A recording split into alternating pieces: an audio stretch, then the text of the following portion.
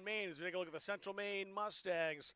The YSCC top two teams, the Mustangs and the Southern Maine Seawolves, set to battle here tonight on the turf. I'm Rob Kennedy, along with Caleb Lamb. Rob Munzing doing our production tonight, and this game is going to be an outstanding one. One loss between these two teams, and it came in a game a couple of weeks ago down in South Portland. Mustangs 7-0-2, the Seawolves 7-1-1, 14-1-3 combined between these two teams. Team's going to walk out to the center circle. Caleb Lamb is going to join me later on. We'll have the starting lineups. You won't be able to hear that from here, but I will definitely be able to kind of let you know who is playing overall. But the 2024 Division II National Champs taking on the Seawolves, and the Mustangs haven't missed a beat going into this season, unbeaten in 5 contests, outscoring the opposition 45-4. And they bludgeoned Paul Smith's and Word of Life last weekend. Combined score of 17-9 overall. One close game they've had was against tonight's opponent, Southern Maine Community College. They won 3-2 in South Portland, and it looked like at first that game would follow a similar script to the ones that the Mustangs have had most of the season. They scored 9 seconds into the contest. Mitch Cameron had the ball on the back of the net. Matthew Greco had a second, and Cameron, his third, put CM up 3-0 before the game was half an hour old. But this Southern Maine team is talented and resilient. They fought back in the second half on goals from Jackson Olsen and Ignacio Ruiz-Garcia, setting up a tense final 25 minutes. The Seawolves just couldn't get that equalizer despite outshooting Central Maine 19-11 in that contest. Seawolves are rolling this season after their best starts since 2023. They started 9-1-1 on the way to a season that ended as the YSCC runners-up. Team's got a ton of firepower. In all but one game, they've scored 4 or more goals. That one game, that 3-2 loss to Central Maine back on September 18th. Since then, they've outscored the opposition 20-1, allowing 1 goal to Vermont Randolph, and that's it. They won this past Saturday on the road, a 5-0 victory up in Albany, taking on Albany Pharmacy. Starting lineups being announced, I'll let you know. Chandra Laza being announced. Mona Guido, number 12. Cole Wadkar, number 15. Jackson Olsen, number 16. We saw him quite a bit in Munzing Media when he was in high school at Halldale High School.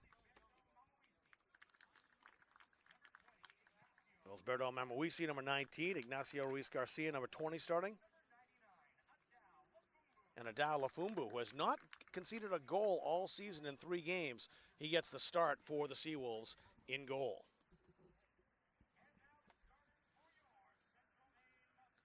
For the Mustangs, they'll start this way.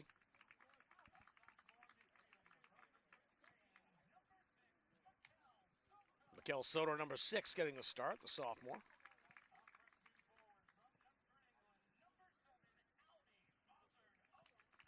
One of the many KAC members, and that's for the Academy crew. Albie Fozzard Oaks starting today, number 7. Yohan Theriault from Terrebonne, Quebec, number 8, the rookie starting.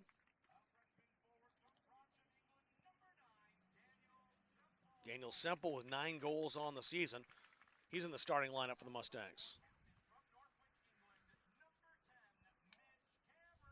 The reigning YSCC Player of the Week, Mitch Cameron, with the start today. Massimo Di Pilato, number 13, the sophomore defender in the starting lineup. Charlie Leclerc, number 14, the rookie Frenchman getting the start today. Matty Waters starting once again, number 16.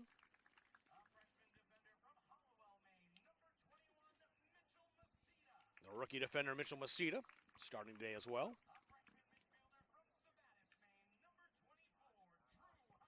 And Drew Hatala, number 24, in the starting lineup, rounds out the field players.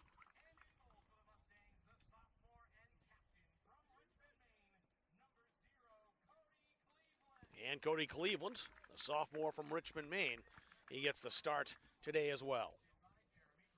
We'll take a pause for the national anthem here in Auburn and be back to start this one. We'll keep it here, of course, for the anthem, as we always do.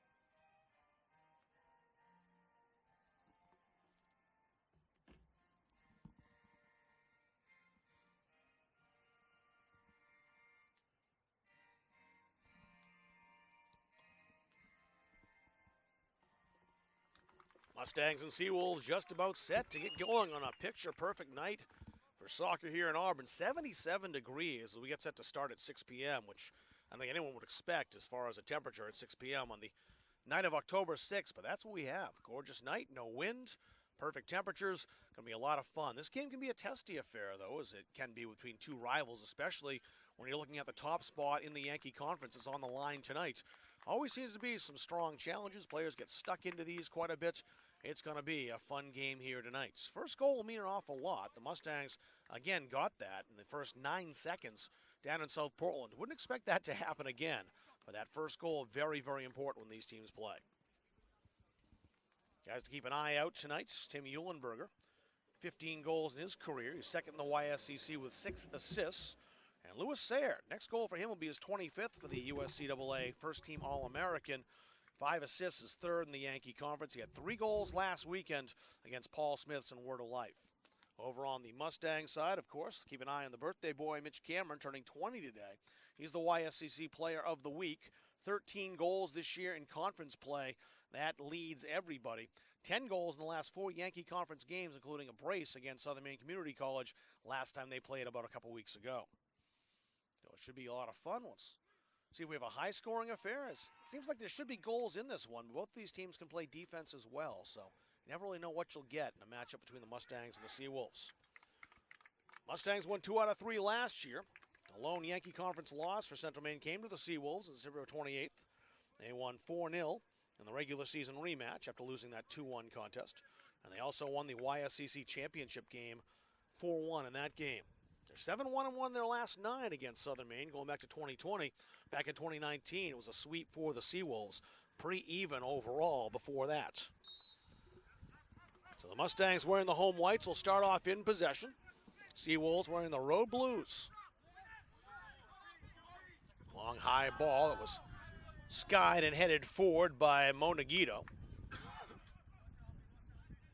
Play that far side. Jackson Olsen lurking over there. Almost stolen and played back, and now out comes the keeper. And Lafumbu casually plays it over to the near side as he was under attack from Mitch Cameron, trying to score early once again. Already a better start for the Seawolves compared to their game down at the Wainwright Sports Complex, but you had to imagine there was at least 1 or 2 Seawolves fans holding their breath on that pass back to the keeper. Great play by Nagito as he came in from behind and stole it from LB Fozzard Oaks and knocked it off the rookie to win the throw-in. Here's another one for the Seawolves.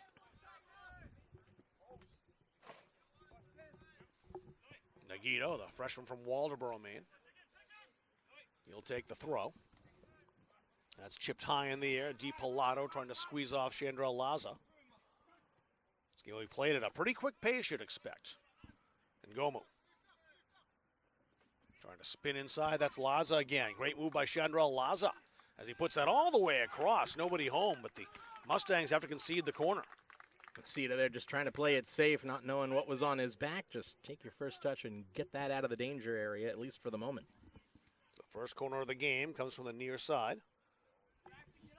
It's going to be Tim Eulenberger, the captain, Freiburg Academy product, who comes from Iffesheim, Germany.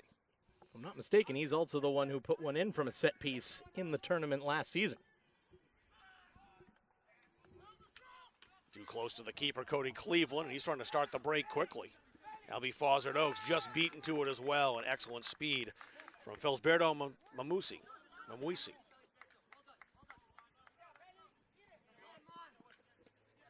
Terrio. Not much room to breathe out there. Great one-touch flick from Daniel Semple. It's Fozzard Oaks at full speed. And that ball crossing the goal line for a goal kick. Fantastic defense there from Cole Attawatkar, just able to keep up and keep stride with the number 7. We haven't seen many defenders in the Yankee this year be able to do that, and able to just lean a little bit on the much smaller first year and shield that one out for a goal kick. Attawatkar, the freshman from Springvale, Maine, played his high school soccer at Sanford High School, member of the Spartans team. That was headed down by Soto. Fozzard Oaks guilty of throwing the shoulder into the back of Nagito, and that'll be a free kick for the Seawolves.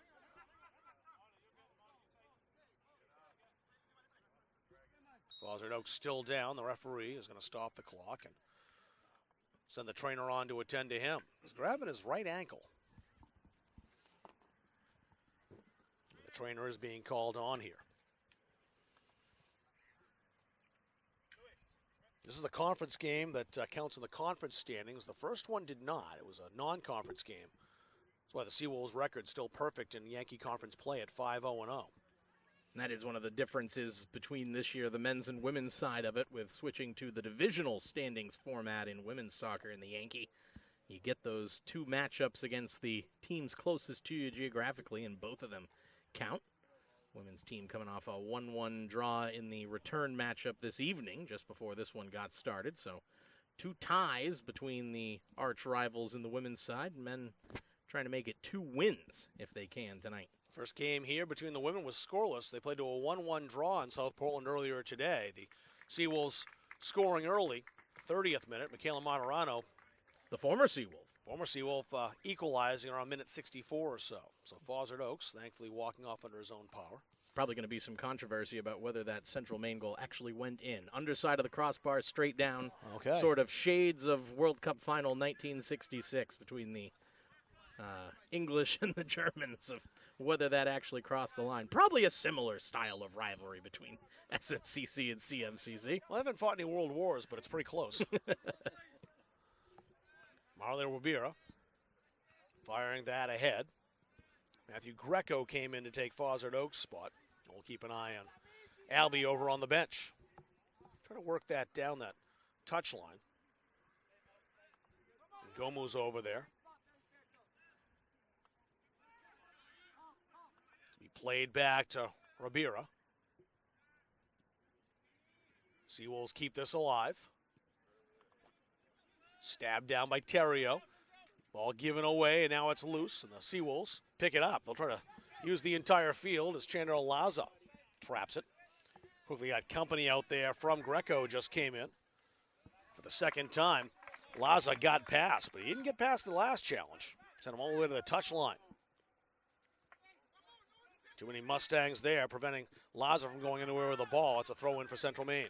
Good job there by Nagito just to step up and take away the space. Mustangs trying to push the pace a little bit and work the ball quickly up the field. We know they've got plenty of speed and good in possession. They don't need to counterattack often, but they certainly can. And Seawolves doing a good job of preventing any such chance. Little contact from Laza slows things down. The Mustangs took the foul and played it quickly.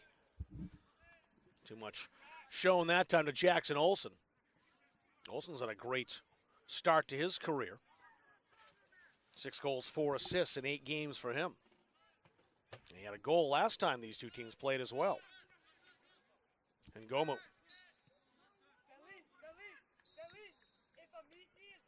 Now the referee is going to give a talking to a couple of players, maybe a booking here. Nope, he's just kind of pointing. He's looking like he's going to his pocket, but he's not after chatting with Mitch Cameron. I would think there'll be at least one of those happening today at some point. I didn't see who the foul was against either there. Gomu was the closest man, so it could have been him. Massimo Di Pilato doing his best impression of Halloween costume of the Mummy, with his wrap on his right leg coming undone there. It's a little early in the month for that. So yeah, still got a few weeks until you really have to get the costume squared away. Booted high, and there's Ngito. Laza trying to chest that down. Did. Now Di Pilato there. That's going to be a fun battle all night. Throw and go Central Maine's way.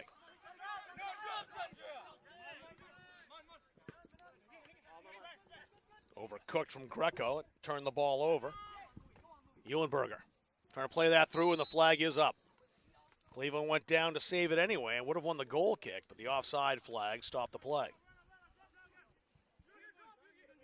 Well, so far, enough back and forth action that this is what you'd hope for a start from what has the chance to be the most highly ranked, highly touted game of the USCAA soccer season. Number 1 versus number 4 right now in the most recent coaches poll. And CM trying to see if they can get a goal from pretty much the run of play that isn't assisted by SMCC. They had the set piece goal that they scored on the road, part of taking that 3-0 lead, but the other 2 were kind of mishaps on the Southern Maine part. And SM did work hard to get back into that game in the second half, Yeah. but that was one thing that was not unnoticed by the Central Maine coaching staff, that they didn't exactly put together as many offensive chances as they're used to. Almost bit them, too, because there were 15 minutes left in that game when the Seawolves scored the second goal, just couldn't find that equalizer. Foul was called against Mikel Soto as he bowled over Cole Attawatkar. Plenty of time to play this. Ribera. Attawatkar. Foul called as Greco was over there. He was the one fouled. And it's a free kick for the Mustangs here. Matthew Greco still down.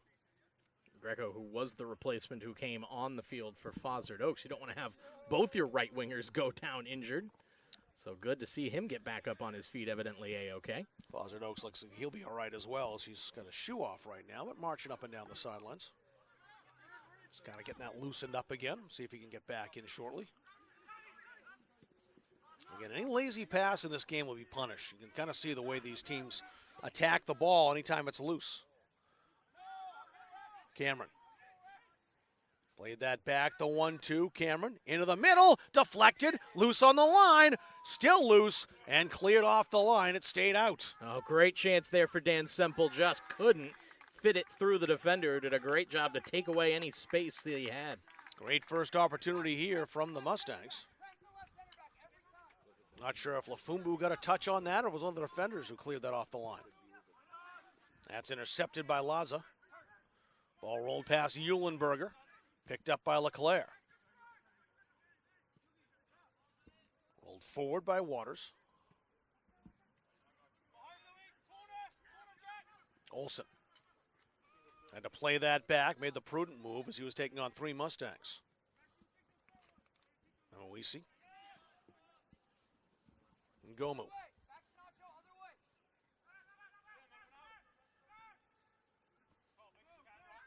Rolled back to the back line again.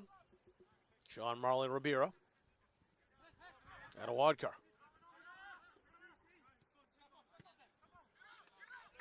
Booted high. LeClaire will head that forward. Soto chests it. Waters.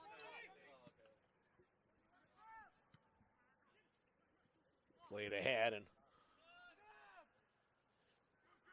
no one's really been able to get a lot of prolonged possession so far in this game as we're 9 minutes in. A lot of booting the ball back and forth, and Yep. we're used to seeing one of these teams come out right out of the gate and kind of dominate or create the early chance. It was the obviously 9 seconds in goal last time they met, last time they were here in the playoffs. Eulenberger scoring in the 6th minute off a delightful free kick. So a little bit strange to see both offenses maybe going missing a little bit here early on, the touches not being there. But make no mistake, these teams both have excellent defenses as well that often just get overshadowed.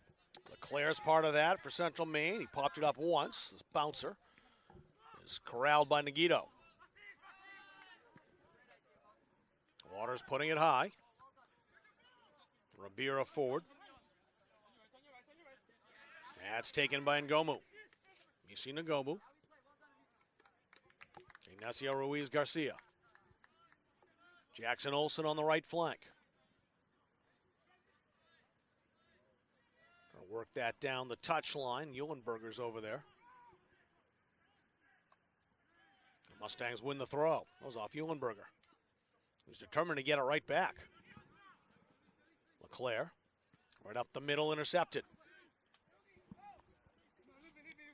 That'll roll toward the touchline and out. Throw in for the Seawolves.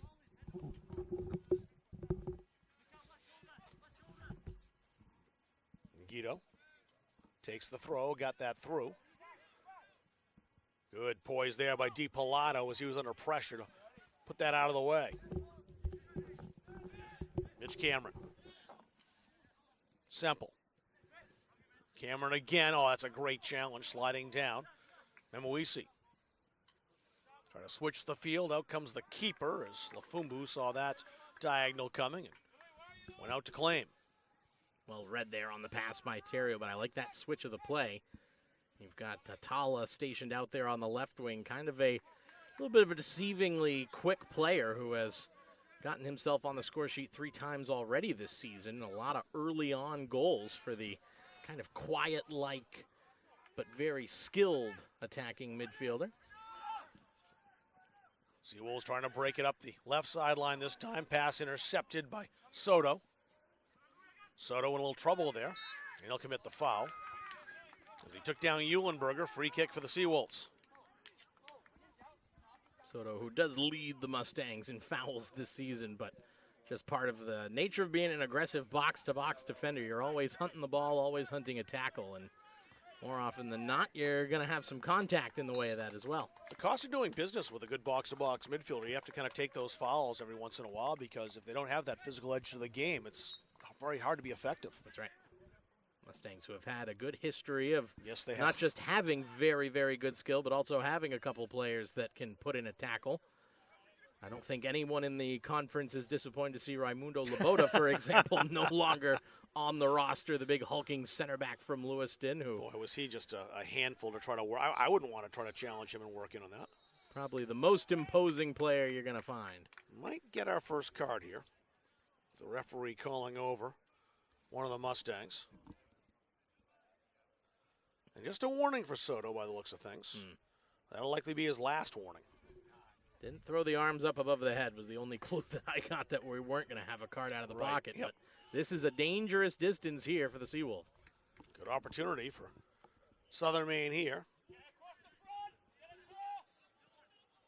Eulenberger. Decent delivery, headed over the bar. Gonna be a goal kick. Not a bad opportunity there. Was able to find the man on the run there, Ignacio Ruiz Garcia, but always looked like he was leaping up into that ball. And if that's the case, it's almost impossible to be able to meet it on the exact moment that it drops to forehead height so you can actually put it on target. It'll go high every time in that situation. I'm not terribly far off. Mustangs trying to play that forward toward Terrio. Semple is up there in the mix as well. Mustangs had it and lost it. Terrio. Eulenberger trying to steal it from behind. There's Olsen to help out. Jackson Olsen. Played the switch, but he gave it right away, and maybe something on here. Oh, that ball a little too far ahead, and the keeper, Lafumbu, very alert. Interesting choice there to go with the feet. Had more than enough time to allow that one into the box to pick it up, but no harm, no foul there as he gets away with it. Greco. His route was cut off by Amisi Ngomu. Blasted down the field by Atawadkar. Charlie Leclerc. Again, had to be poised. Great hustle to hold that by DiPilato. I think everyone out there assumed that ball was going out into touch, except for Massimo, and he went and chased it down and regained possession for Central Maine. Massimo has been a fantastic defender over the course of his 2 seasons here in Auburn, and also has that long-range shot in his locker as well if the chance arises to get forward from that right back position. He's already scored a couple of times this season. Played the Quebec Premier League with Laval, AS Laval. That one bounces toward Greco again. Another one of the Canadian imports who was welcomed. Greco needs some support and has it. DiPilato showing up. DiPilato into the area. Too high to be headed toward the goal. Eulenberger just blasts it away. And that will roll out for the throw.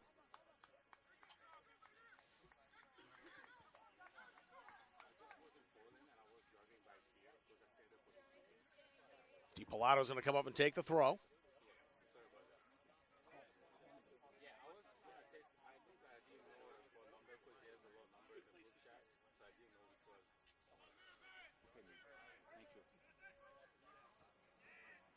Headed away by Marley Ribera. Nowhere for Cameron to go. Foul called against Soto. Or was it? No, Soto got fouled. The way he reacted at first, that might be on him, but a great spot for a free kick. I'll forgive you there for seeing number 6 involved in a challenge where the referee's whistle goes. You almost automatically assume he thought it was on him too. So he looked over and then realized it was going the other way and just kind of bolted out of there before the ref could change his mind. So Yohan Terrio is going to take the free kick. Matthew Greco lined up in the box. Cameron showing up there as well. A little bit to the right, but if there is a player who can swerve in a dangerous free kick from this distance, it's the man over the ball right now. The rookie from Terrebonne, Quebec, Yohan Theriault.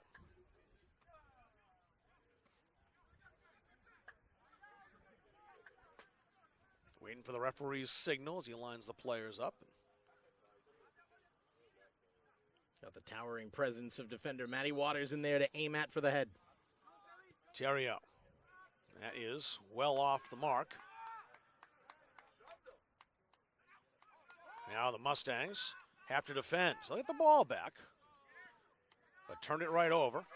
They are able to regain their shape a little bit here if they hurry, but they'll be put under pressure here as that's played up the touchline.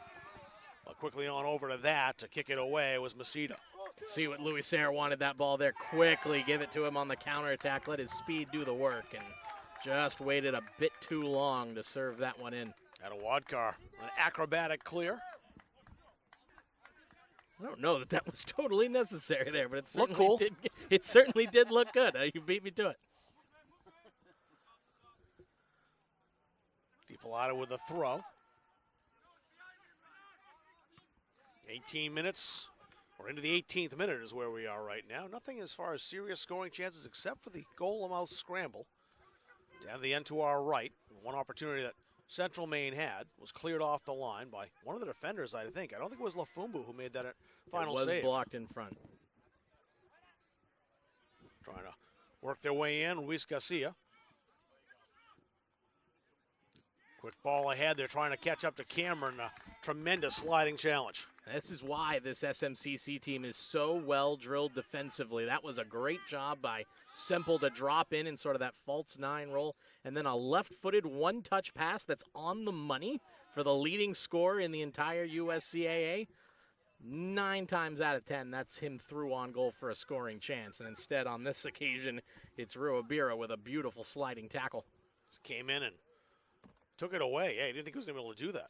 Noah Riskin, the now head coach of this SMCC team in his second year. He is a very good defender himself, having started all 40 games for the Bates College Bobcats in conference play just across the bridge here in the Twin Cities, and still works in the city as one of the directors of the Rosati Leadership Academy, so a little bit of a home field for him as well here.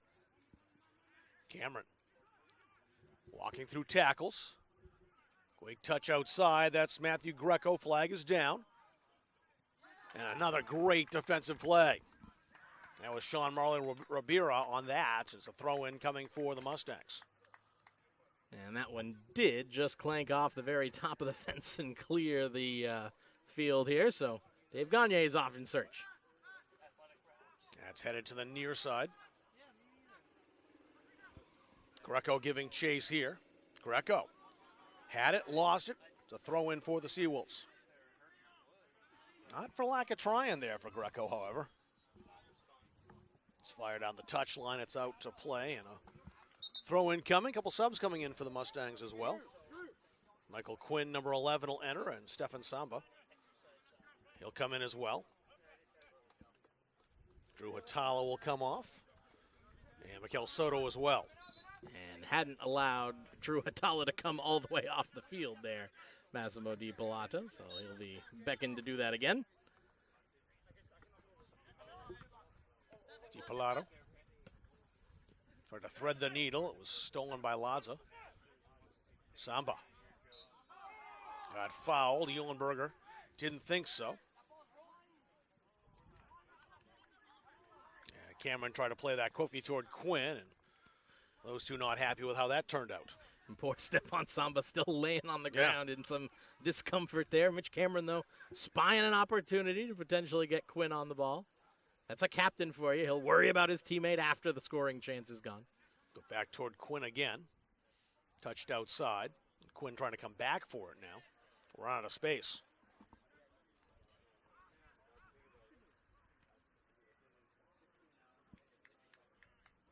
Waters will take the throw now as the Seawolves couldn't keep it in play.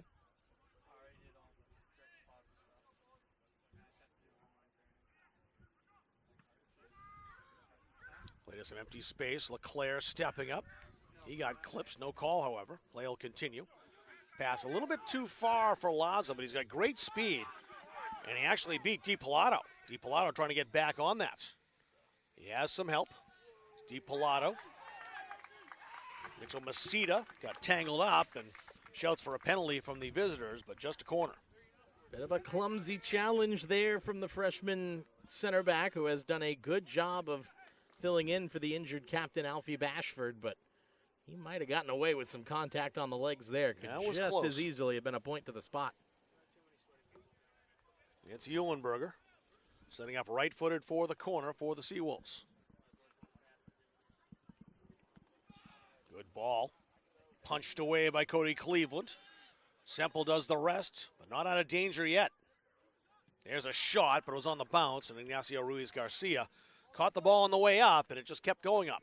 Just wouldn't sit kindly for him there. A little bit too high of a pop off the turf. That's going to be a little bit different than what they're used to on the natural grass, where you sometimes get that softer hop. But he did score one of the screamers in the earlier matchup between these two teams, the one that cut the deficit down to 1. Trying to go all the way through to Matthew Greco, but that was cut out. Samba, he lost it to Eulenberger. Eulenberger trying to switch the field again. DiPilato's the closest to this. The intended recipient was Latza. Cleveland coming over to control it and play it ahead to Terrio. Greco had to wait for that. Nagito came over to blast that out into touch. It's one of the things I think that makes this Seawolves team such a good foil for Central Maine is the fact that they have that speed to get in there and make those challenges as the ball arrives. Cameron, he had a man going to goal on the far side, just couldn't corral it long enough. Cameron trying to outmuscle Ruiz-Garcia. Ruiz-Garcia still with it, but it was stolen by Soto.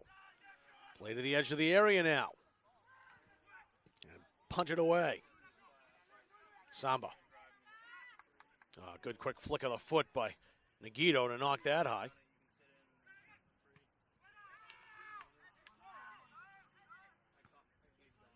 Good header forward, but no one there in white. Greco will attempt to get it. Nagito does very well to keep that alive. DiPilato. There's Nagito again. He is so fast.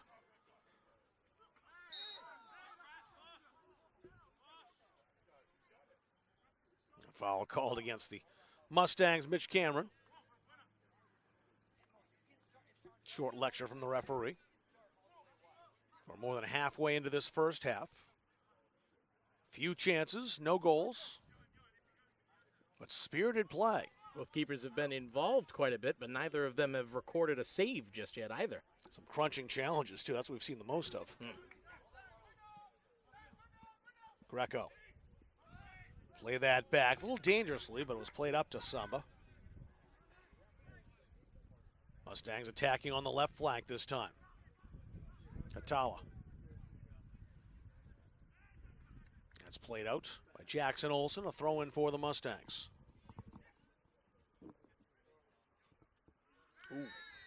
A foul on that far side. And this one is going to be a card. So the first yellow card of the match will go to Ignacio Ruiz-Garcia.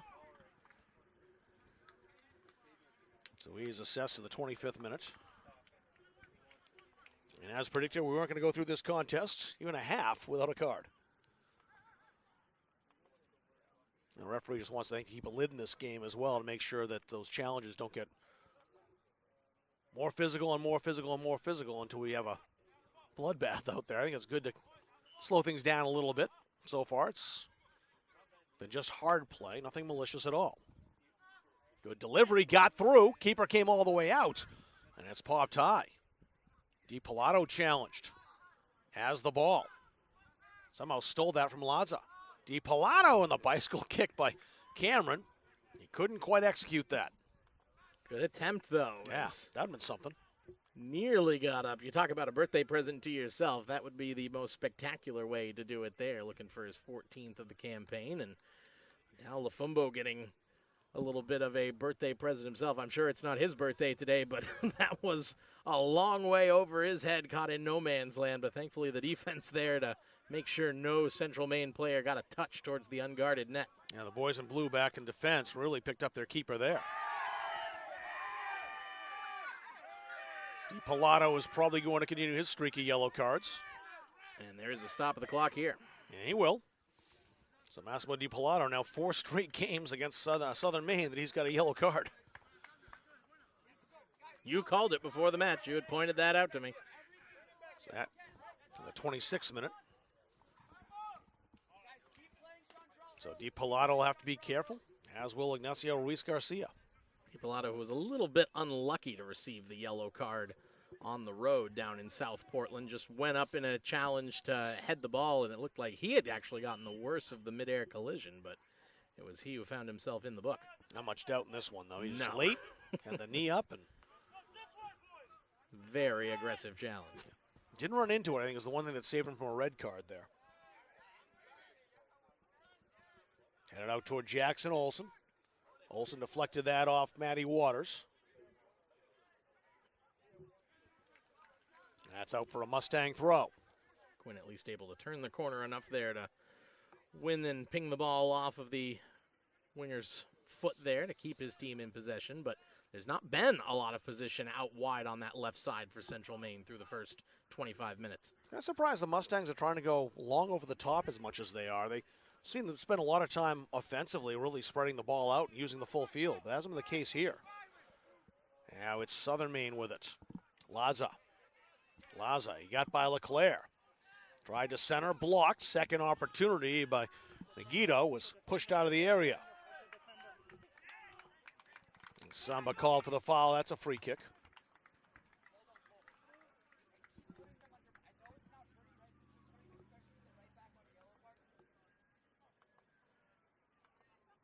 Eulenberger, I believe, will step up and take this one as well. He's handled the corner duty from the left side.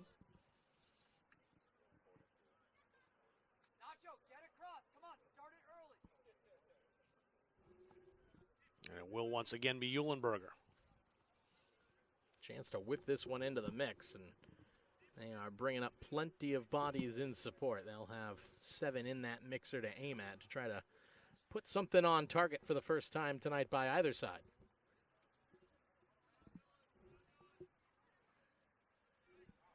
Eulenberger setting up, getting ready for the delivery.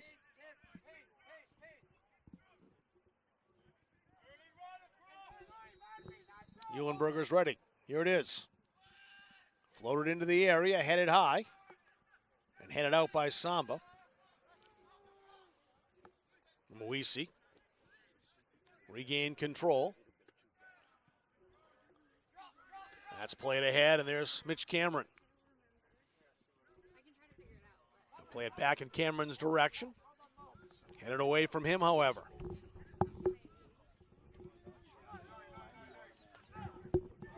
Good speed in this left flank. The pass is a bit behind Laza. Actually, scratch it. Laza made the pass. That's Louis Sayre. Sayre rolled that through back to Laza. Out comes Cleveland. Brave goalkeeping. Cody Cleveland bolting off the line to get there first and win the race. Oh.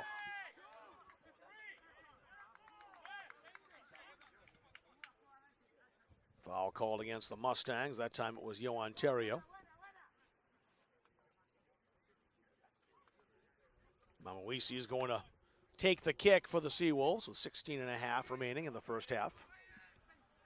2 very even teams here, as you'd expect from a top 5 matchup. Number 1 and number 4 in the USCAA top 10 poll.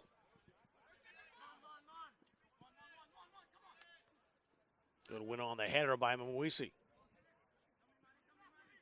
Matty Waters using the noggin to roll that ahead. Ruiz Garcia doing the same. That might get over the head to Greco. Greco's got Guido right there with him. And again, we know how fast he is. Greco almost stole that back, however. Stefan Samba. DiPilato. DiPilato again. DiPilato trying to weave through defenders. Had 2 Seawolves to contend with and lost possession. That's out for a throw.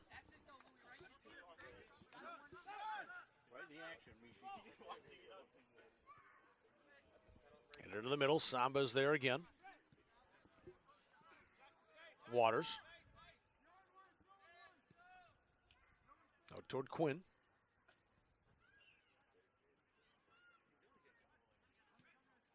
Cameron played that back out to the flank once again.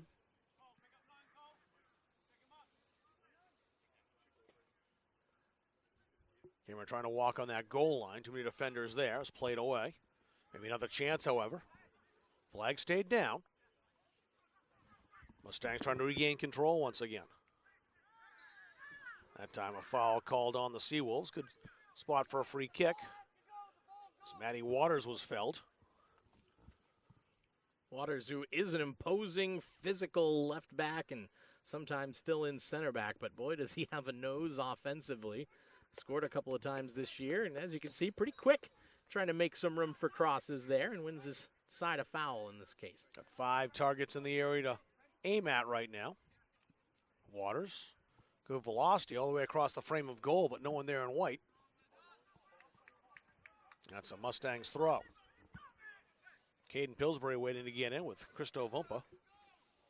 But it's a one-sided substitution. The Mustangs have no one ready to go in, so they'll have to wait a little longer.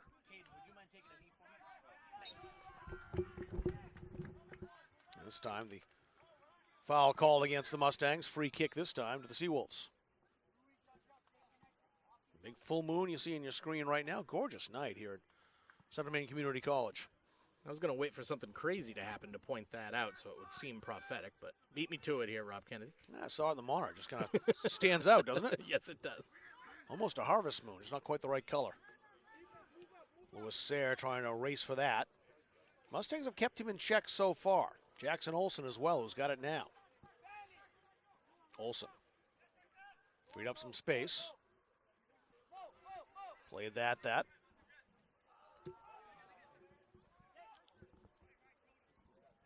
Guido. Good recovery from Greco to make up for his mistake, just mishandling that pass off his right heel, but it will concede a corner kick here. It is a corner. And Eulenberger, not in any hurry to take this, I think given time for his team to come up the field. They've done a good job, the Seawolves, of staying spread out and making sure that they are. Might be a foul here. Yeah, I was just going to say. Not a corner, it's a foul, so even better position for Eulenberger. But It's right in the edge of the area. Done a good job of making sure that they are getting lots of options in the box before they serve these in so they can keep possession on the field as best they can, too. Dangerous Tim Eulenberger will try to connect with somebody in blue inside the area. 7 players in or around the penalty area. Eulenberger waiting. Floated all the way across, nobody home. A wasteful ball by Eulenberger, not what he wanted. Seen both teams kind of overcook these free kick and corner kick opportunities. They've tried to pick out players, and more often than not, there's not been anyone at the back post for them to potentially aim at. Number 14, Caden Pillsbury, you see him right there on the right, former state champ at Mount Abram High School, had a couple of goals last Sunday against Paul Smiths, and the All-SMAA Conference All-Star at Portland High School, Christo Vumpa, the sophomore, will come in. Felsberto Mamuisi comes off, as does Jackson Olsen. Here's the corner for the Seawolves, third of the game. Not a bad one either. Flicked around, still loose. Headed to the 18. Shouts for a handball. The linesman right here was pointing to his chest. That's played ahead, and out comes the keeper. Here's a race, and it's won by Lafumbu. Business picking up here in Auburn. This has become an end-to-end game. Pillsbury just on the pitch, got fresh legs, had the ball, but ran out of space on the touchline for a Mustangs throw. Caught Quinn from behind in possession there. The Mustangs have not used to maybe being chased down as quickly from behind and have lost the ball a little more often than we're used to seeing. Not as much possession for the hosts in red and white either. That was one of their focal points coming into this game tonight. Same possession's pretty even, but I would give the nod to the Seawolves as well. They've had a little bit more of the ball. That pass a little too strong for Ladza. He won't get there. Throw in for the Mustangs. Maybe a little more positive with it as well, the Seawolves. There hasn't been a ton of dangerous chances on either side. Both teams with really just the one clear-cut goal-scoring opportunity, but Seawolves have gotten more service into the penalty area on the left side of the field. That clanged off Semple's back heel, and Picked up by Vumpa. We have a whistle and a stoppage as that player is down. I think that's Lewis Sayre. That will bring the training staff on the field to check him out. Didn't see what happened to Sayre as it was behind the play. I was watching the ball go back upfield, but I think that's who that is. Did not appear to be any contact behind the play before he went down, but that can often be a worse sign. Emmanuel Sayre is about to enter the contest. You can see the halo. You always like to show that, Rob Munzing, don't you? We can have it with our. Yeah, it really is. You do this, it'll probably zoom in a little better. Yeah, I don't know. Just a soft focus. Just a soft focus. Probably makes both of us look a little bit better on camera, Rob Munzing. No, speak for yourself. I think I got a That's good fair. look That's going fair. on. That's fair. Well, the chance here for both teams to try to reset a little bit here is I take a look through my live statting of this game, Rob Kennedy, and the key most frequently used has been F for foul. Not that many entries to make for it. When you look at actual attempts, I've got 5 attempted shots from Southern Maine and 2 for Central Maine, only one of which has been on target. A lot of blocks, a lot of good defending, as neither team has really had any space whatsoever to set something up to tee off on net. Lewis Sayre, actually in the game, not a guy you want to miss for the Seawolves. 24 career goals overall, first-team All-American last year, all-conference, of course, and one of the leading assist men in all of the Yankee Conference with 5 this season. He's in 3rd place. And I tell you one thing that's interesting to see over here on this left side, Rob Kennedy, is the man who is in the huddle right now dishing out the information to its team. It's injured captain Alfie Bashford, who is right in the middle of it, waving his finger and imploring his teammates to pick it up a little bit. They can play better than this. He knows Alfie's kind of become a de facto assistant coach with his injury and hope to get him back on the pitch, but he's certainly being a very involved member of the captain, even through his injury. 35th minute now. Did not see who came on for Lewis there. Emmanuel Sayre came on. Oh, there we go. All right. The Sayre for Sayre switch. Yep. Number 7, the senior. He had a goal last season in this fixture, one of the 3 contests. Looks like Lewis is potentially going to be set to go back in here in a bit. I think he's wanting to come back in, but the 7 has come on the field. Yep. And if they're arguing that someone else has been subbed out, do a little count here of the players on the field. 1, 2, 3, 4, 5, 6, 7, 8, 9, 10. And Lewis is okay. He's going to come right over here and check into the next opportunity. So that's good news for Lewis and good news for the Seawolves that he's going to be all right.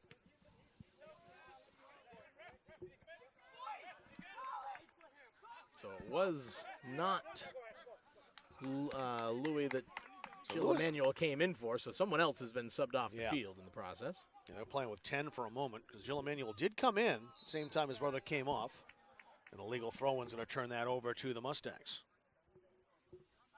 We got 2 balls on the field. Hold on. Stefan Samba. Last one to touch that is Jill Emmanuel Sayre. DiPilato will take the throw once again. So it's Laza who's actually off the field as that substitution. Mustangs kept that alive somehow, and Cameron trying to wheel his way in front of Cole Adawadkar. Jill Emmanuel Sayre. Great pass, maybe a little too far for Lewis Sayre, but he caught up to that. They'll switch the field to the wide side to Caden Pillsbury. Pillsbury got by his marker. Pillsbury still on the move. And the Mustangs shield the ball out over the goal line for a goal kick. Good work there from Waters just to hold him off, but in these final 10 minutes of this first half, and CMCC really doesn't have much to hang their hat on right now, Rob, in terms of chances. Now, that can change at a moment's notice with how good this team is, but right now I'm imagining it's a frustrated team talk that's being planned in head coach Dalton Wing's mind. Last 10 minutes or so, it's been the Mustangs who really pushed the tempo, had possession, and kept the ball up at their offensive end of the field. That's played ahead. Out comes Cody Cleveland. He'll touched that ahead. Waters got up high. Samba had that hit him in the chest. Worked out to Nagito. Lewis Sayre to Jill Emmanuel Sayre. Sayre stumbled a bit. That allowed LeClaire to get there. They wanted a call, didn't get one. There'll be one here, and it'll be a card. Uh-oh. This is starting to boil over.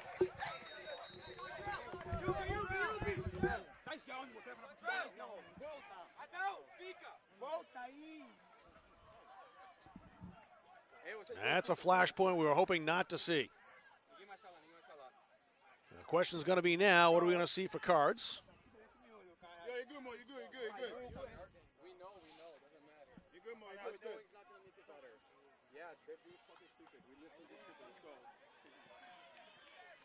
So we can find out what the calls will be here.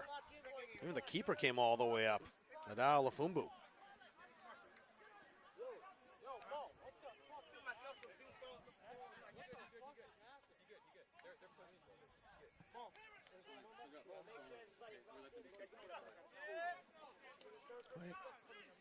Caleb Lamb is down there. Maybe he can make some sense of what happened. A red card has been shown. Another red card's been shown. I think 2 to Southern Maine. Now 1 to the Mustangs.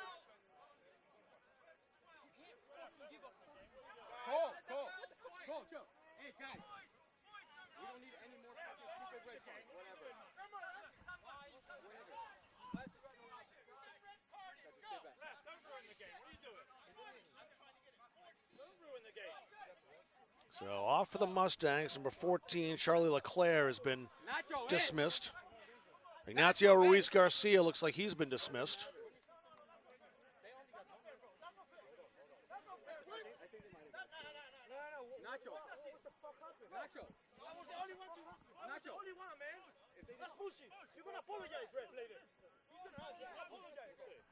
It's gotten testy.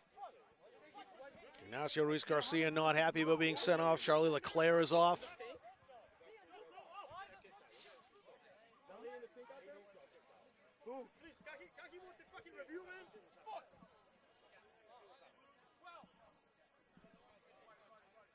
And a yellow card for Mohamed Mnito as well.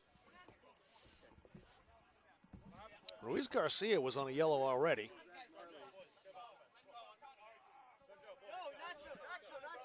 So he's got a second yellow. That was in the 38th minute. Nagito, a yellow card in the 38th minute, and LeClaire, a straight red, it looked like. And Coach Riskin is now sent off as well.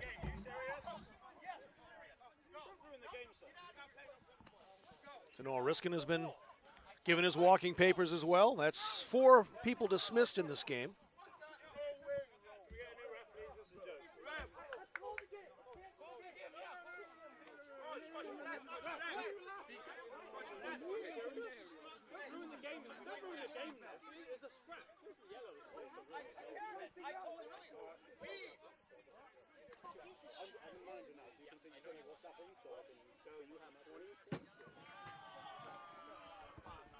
And Riskin just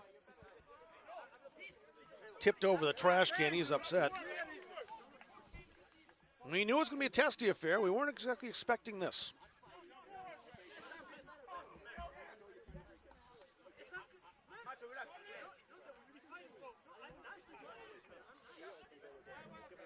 Ignacio Ruiz Garcia pleading his case, deaf ears for the most part. And you can see the scenes on your screen right now.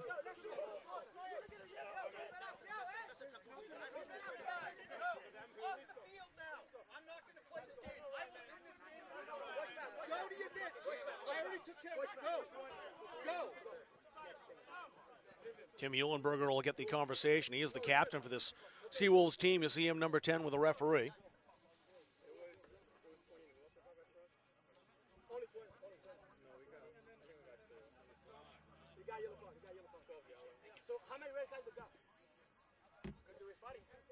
We'll figure it out. We'll get it.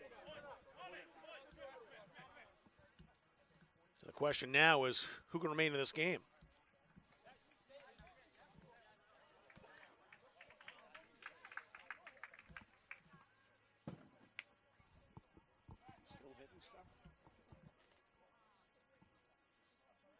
Coach Riskin's gone behind the fence. He can't stay on the pitch, so he's back. His assistant coach will take over for the rest of this.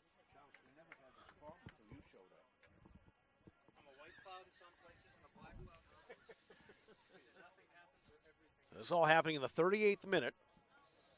The tussle that took place at the touchline right down to our left in the near sideline. Charlie Leclerc has been red carded.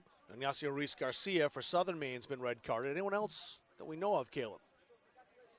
He's not sure yet. We're trying to figure out the casualties here from the dust-up down at the other end.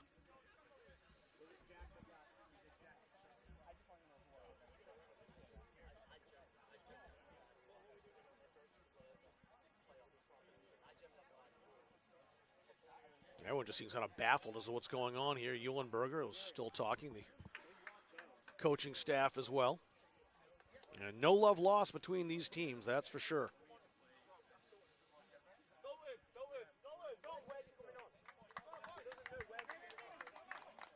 We'll see how the rest of this 52 minutes is going to go.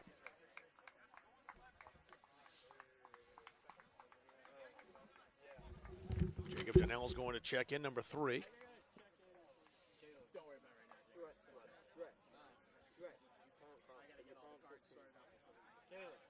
And again, the 3 officials now, you see them right there at the middle of your screen, sorting everything out. The only thing we know so far is that Ignacio Ruiz Garcia has been sent off.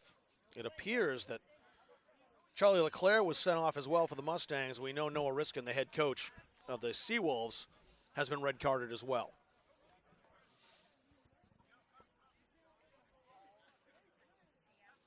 I'm not sure we're done.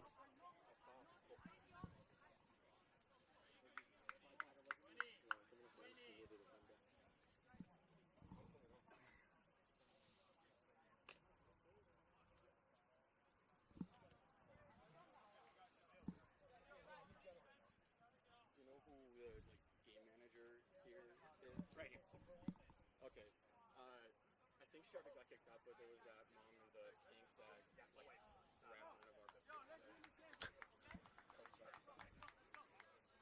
Okay, yeah, no.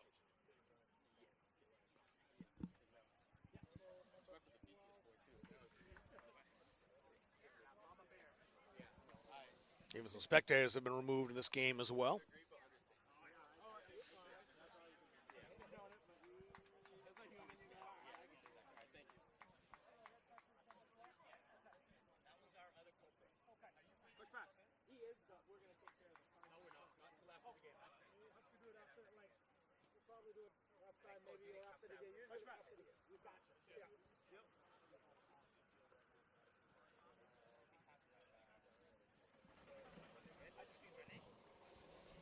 Dave Gagne zooming out on the field. He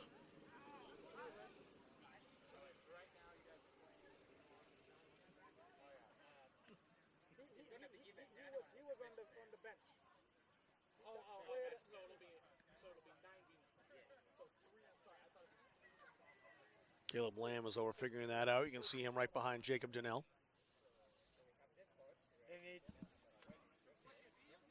It's gone all waiting to find out what exactly the result of this is all going to be.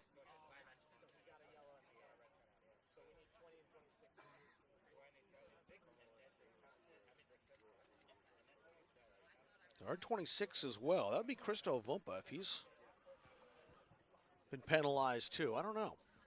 I'm going to eavesdrop in this conversation. Felsberto Moisi listening in as well. He's ready to go in, number 19 for the Seawolves. He'll come in now. Donnell in. Michael Quinn will come off. So counting the players, 1, 2, 3, 4, 5, 6, 7. There's 9 men out there for Southern Maine. So it looks like 10 against 9. And Caleb can give us the details as you see him come back into the booth.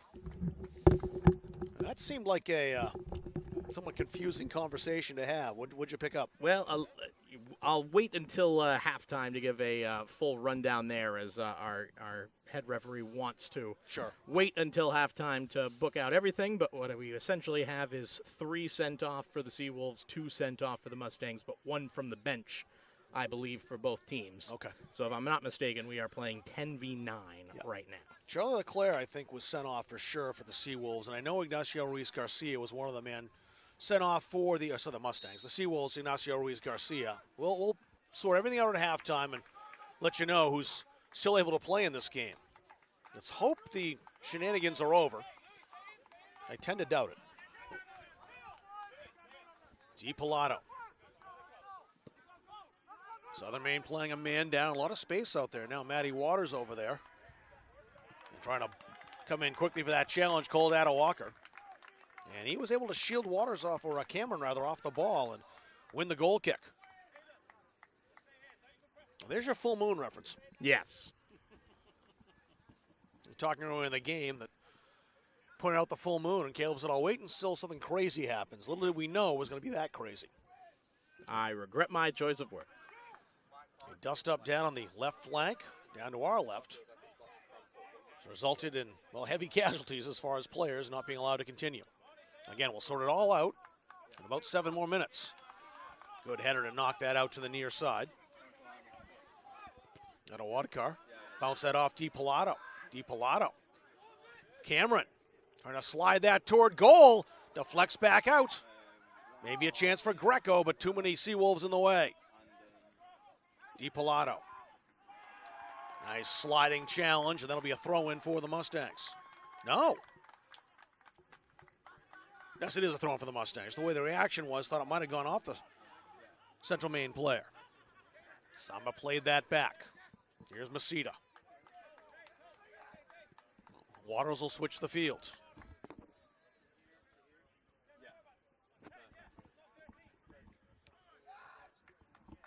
Ball turned over to the Seawolves as they look to attack.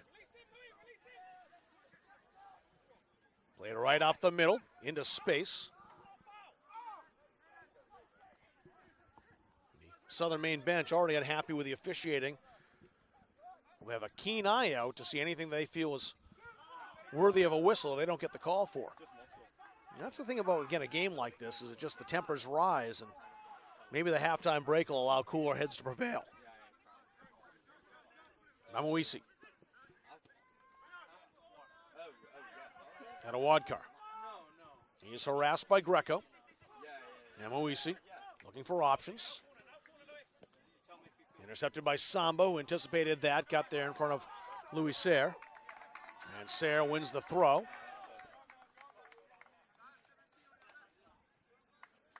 Coletta Wadkar coming up to take the throw.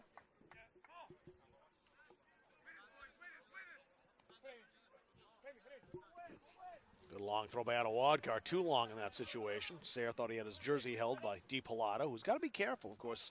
Massimo is on a yellow card. He has the first card of the game back in the 26th minute.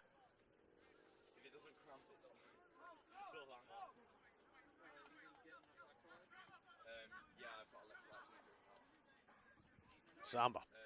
Mustangs have a little space out here in the midfield as the Seawolves have backed off. Greco. DiPilato.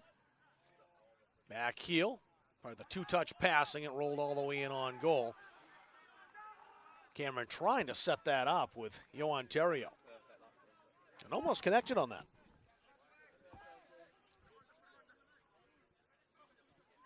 "1-1 is our score down in South Portland today. The women's team's playing to a level draw. First half goal by the home side, Southern Maine, and the visitors tied it up just after the hour mark.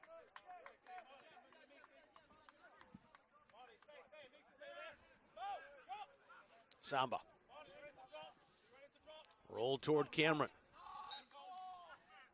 A foul called against Wadkar. It's a free kick for the Mustangs in the 42nd minute.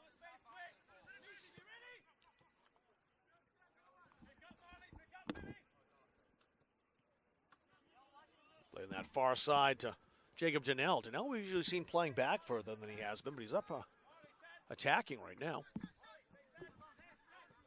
DiPilato puts the brakes on. Samba. Sambo, worked by Sayre.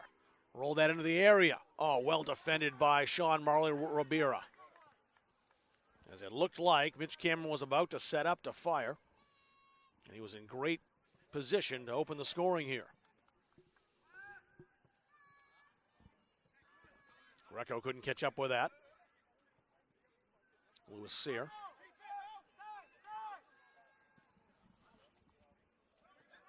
That's a Seawolves throw.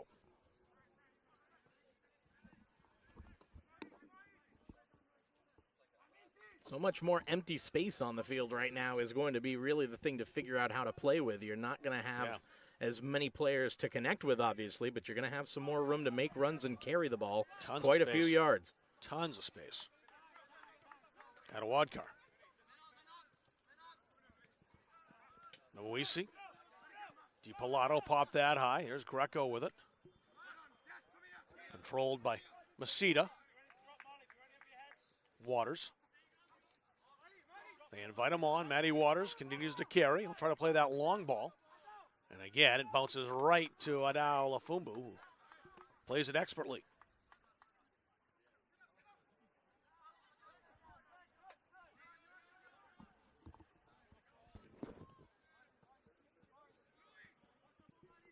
Bring that down that far sideline. Monagito. Sayre's knocked down. That's a foul and a free kick for the Seawolves. 44th minute here.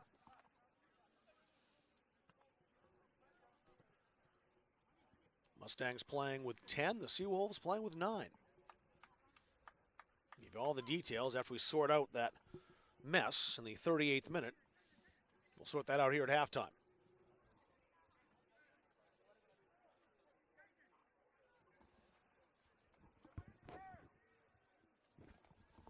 Sean Marley Ribera is going to take the free kick as time winds down in this first half. Good ball, but headed wide and cleared by the Mustangs. Ribera with it again. Ribera walking the tightrope over there, stays in play. Slid all the way back. And Moisi just punched that ahead. Now push forward. Matty Waters has a man on, bearing down on him quickly is Amisi Nagomu. And Nagomu forces Waters out of touch. It's a throw-in. 30 seconds remaining. DiPilato. Good step by Awadkar. Awadkar, that's going to be a card I would expect on Matty Waters. It's yellow. So Matty Waters in the book. Fairly clear-cut yellow. He was late, got the foot out there. Can't complain about that. So a chance with 20 seconds to go. Memoisi will defer to Eulenberger.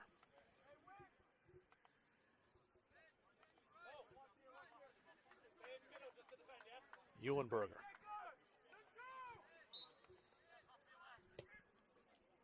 Floating delivery into the area. Cody Cleveland to punch it away. Gomu in on goal. No problem for Cleveland. That'll just about do it for the half, as Cleveland will not be in any hurry to take this. Just played out wide to DiPilato, and Massimo will kill the remaining 2 seconds. So a testy first half results in, well, we'll count the cards later. 3 sendings off, we know that for sure. We'll sort it all out here at halftime. Nothing between the Mustangs and the Seawolves. We're scoreless after 45 on Munzing Media.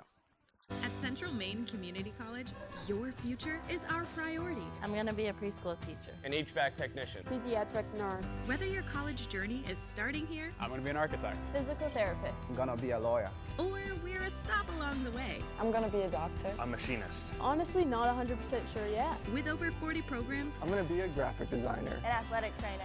there is something for everyone. CMCC. Your future starts here. The USCAA provides our program exactly what they say, a chance for small colleges to compete. It's leveling the playing field for everybody.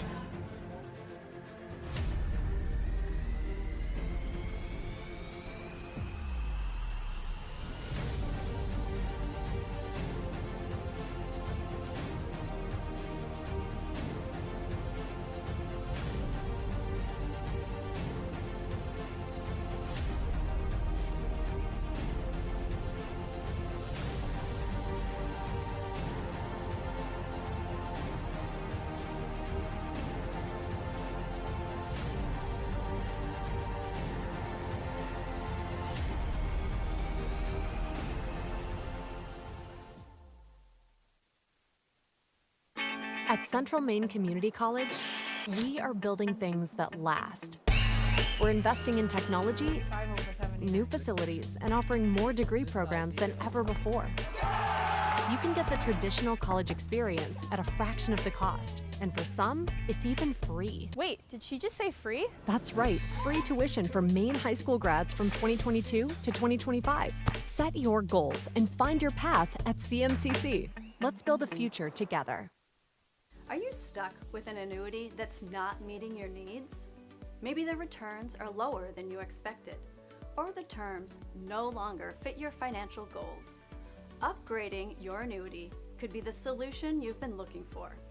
With better rates, more flexible options, and the potential to increase your income, upgrading can help you make the most of your investment.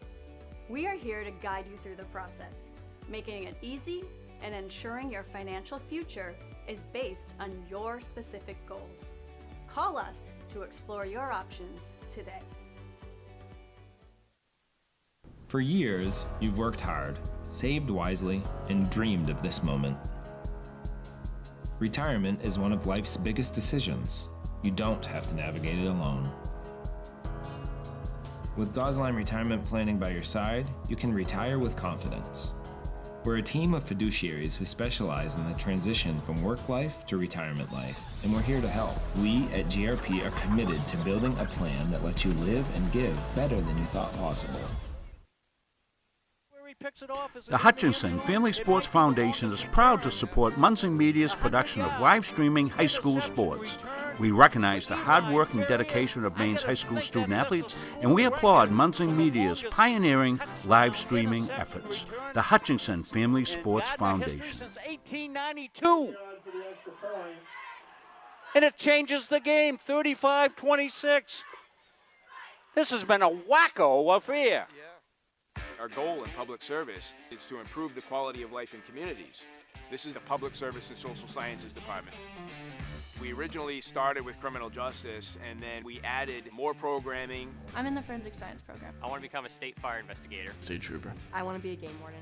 Forensic psychologist. Behavioral health professional. CM offers a lot more hands-on learning than most places. The only way to give them that experience is to do that through immersive scenario training. You actually dust the fingerprints. Learning how to go through, take pictures, what to look for. We are the only college in the state of Maine that offers a third-year advanced certificate in police operations. It is a great way of excelling your career and jump-starting you onto that path. The Public Service Simulation Center allows us to fully implement an immersive training environment. Can I see your other hand? You just don't want to get boxed in. We teach de-escalation and empathetic communication to better address community needs. The instructors are awesome. They really care about our education. We have people that teach who have been members or are actively members of these industries. This is a one-of-a-kind program. It's preparing me to have a step up in my professional career. Here at the school, they're really invested in our education. It's a nice environment.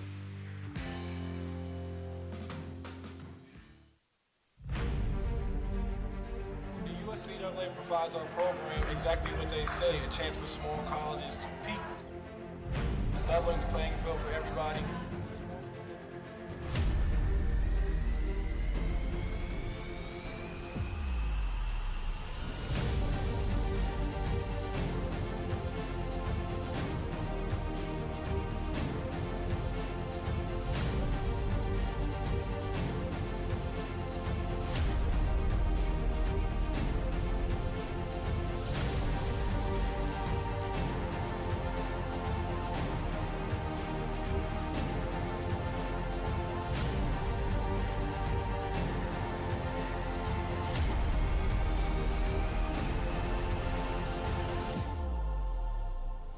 It provides a great opportunity. Just the fellowship amongst athletes, get a chance to play against some different teams that typically don't get a chance to play against from different regions, different parts of the country. This kind of gives you an opportunity to kind of see where you're really at against everybody. Really good. Like I said, just a great environment, well-ran tournament. It's a pleasure to be part of organizations like the USCA.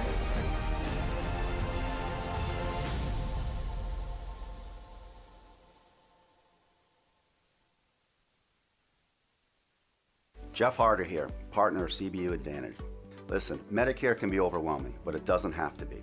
Whether you're new to Medicare or exploring your options during open enrollment, our team at CBU Advantage is here to help make it simple. We'll help you compare plans, understand your benefits, and find the coverage that fits your needs and your budget. Don't let the confusion or stress hold you back. We're going to simplify the entire process for you. We're just a phone call away. Call us today or click the link below to book an appointment with a licensed agent to discuss your options.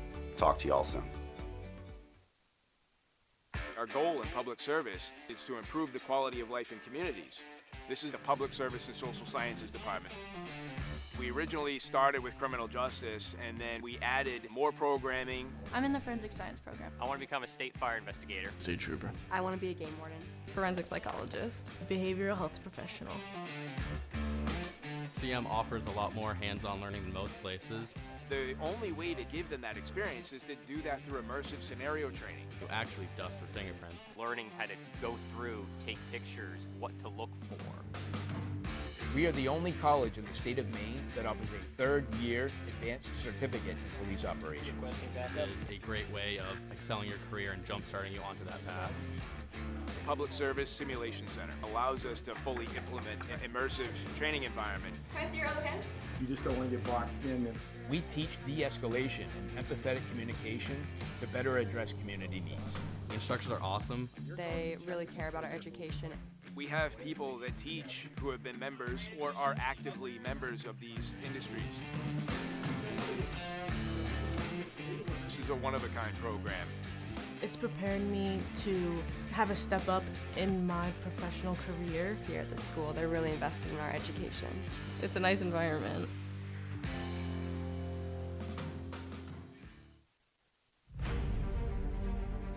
the USCAA provides our program exactly what they say, a chance for small colleges to compete. It's leveling the playing field for everybody.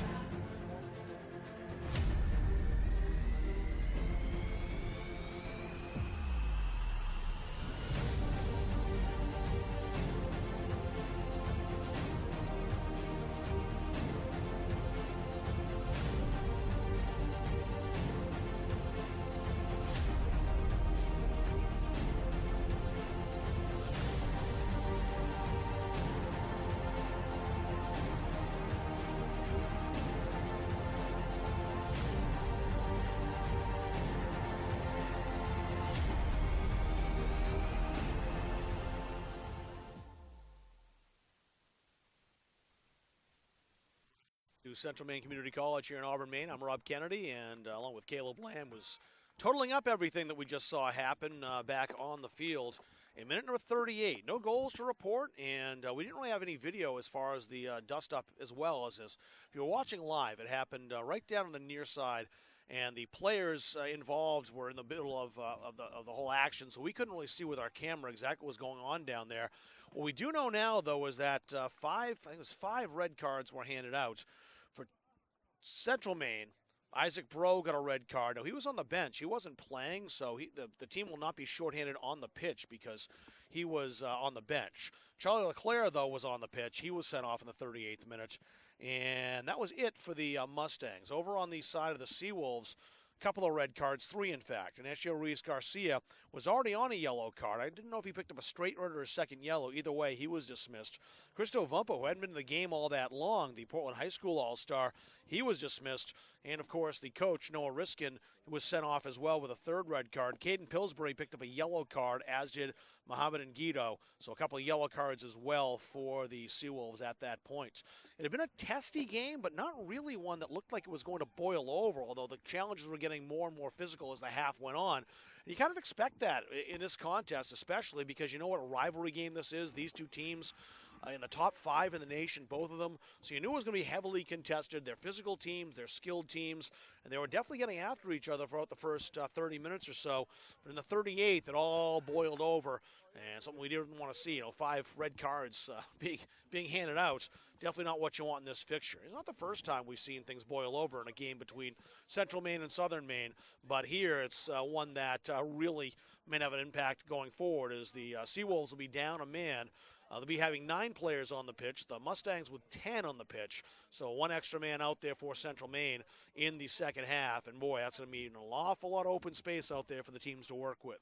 So we'll take a break. When we come back, second half action here in Auburn. No score between the Mustangs and the Seawolves. Doesn't mean it's been boring, though. It has been anything but. We'll have the second half coming up on Munzing Media. At Central Maine Community College, we are building things that last. We're investing in technology, new facilities, and offering more degree programs than ever before. You can get the traditional college experience at a fraction of the cost, and for some, it's even free. Wait, did she just say free? That's right, free tuition for Maine high school grads from 2022 to 2025. Set your goals and find your path at CMCC. Let's build a future together. The USC provides our program exactly what they say, a chance for small colleges to compete. It's leveling the playing field for everybody.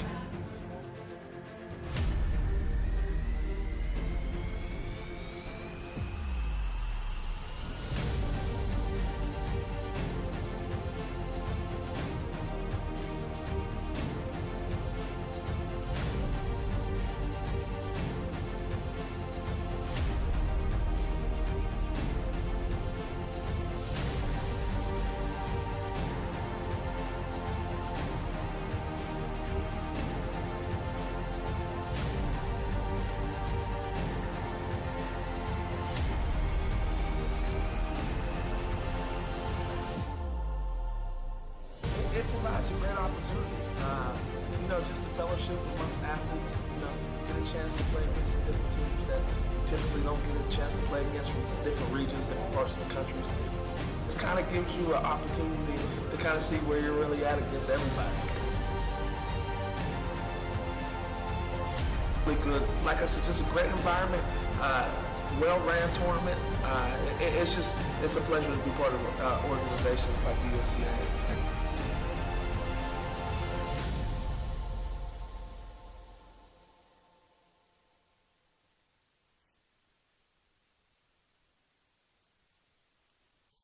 Guess that kind of sums up the night so far. As a couple of police officers here in Auburn, the fans up on the hill, and I'm going to be seeing a very interesting second half here in Auburn.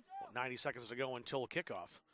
But this all started in the 38th minute, if you're just joining us, when a collision took place down on the left flank, as we're looking at it here, right down the sideline on the near side. And really, again, couldn't see the action as far as what exactly happened down there because you had the players in between, there were fans and spectators down there, and of course it's very tight right here where we're sitting on this sideline. So we really couldn't tell what went on, just a rush of players that all of a sudden headed over there, and when all was said and done, 5 yellow cards assessed, 2 for the Mustangs. Isaac Bro, who was on the bench at the time, has been sent off. Charlie Leclerc, who was on the pitch at the time, has been sent off. And over on the other side, Cristo Vumpa, Ignacio Ruiz Garcia, and the head coach, Noah Riskin, all dismissed from this game for the Seawolves. So we'll see how the second half goes. Will we see more fireworks, or will cooler heads have prevailed with the timeout for intermission? Kind of hoping it's the latter. Just kind of go and see some good soccer out there because heaven knows these teams can absolutely provide that. They are very, very skilled, some outstanding players, and we're going to see what they have to offer us here in the second half. But I just kind of hoping that they're able to kind of put that dust up in the 38th behind them and just kind of concentrate on playing the match. We'll see. Mustangs in their home whites. They'll attack from right to left. Starting in possession, Jackson Olsen and the Seawolves. He's number 16. He'll start things off for Southern Maine, and they'll be attacking in front of their keeper, Adao Lafumbu, and they will go from left to right. Louis Sayers heading on right now. Also, Sean Marley Ribeiro will come out there too. A check was made to make sure that the dismissed players were no longer even on the bench. If you've been dismissed with a red card, you have to be completely off the playing surface, including the bench.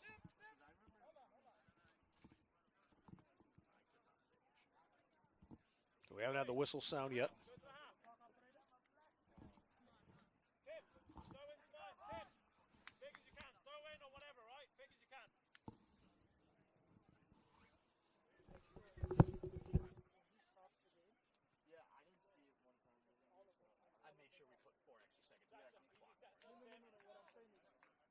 restart? Yeah. So not when he blows the whistle, but when the ball is. Yeah. Oh, are you restarting on the right? Yeah, Okay, so they're waiting until sideline referee is ready, having a conversation with our timekeeper. I think that's all sorted. We are ready to go. The head referee blows the whistle. We're underway. Again, 10 against 9 out there. And a handball called right away against the Mustangs. That went off Daniel Semple.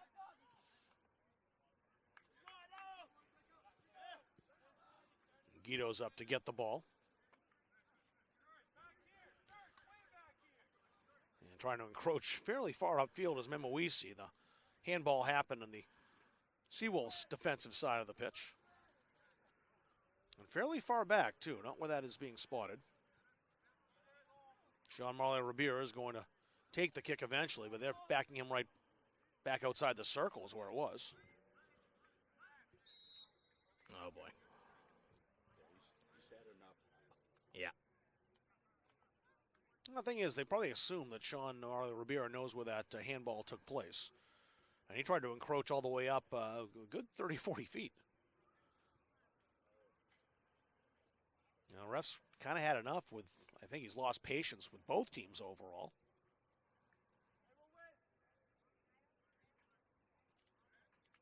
And that's about where it was.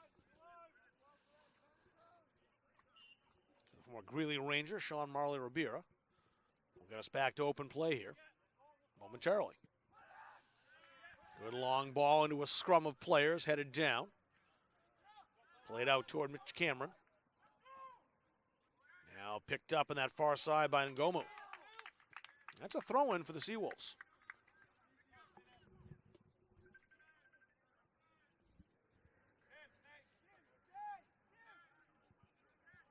Over toward Olsen. He tries to corral it on that touch line. Too many Mustangs to work through, however. This time it'll be a throw-in for Central Maine.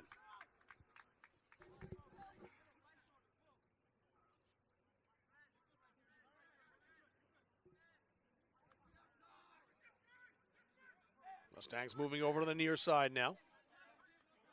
Waters. Gonna go long, headed by Cameron. Nice little back heel. Semple tried to flip that over. Let's see how that ball spins. Is it going to get out of play? No. Well hooked up the line there to make sure it curled back towards the playing surface. That was really well done by Ribera. Throw in for the Mustangs. They'll work quickly. Masita. Not the best ball back to Di Pilato, but he's got plenty of space.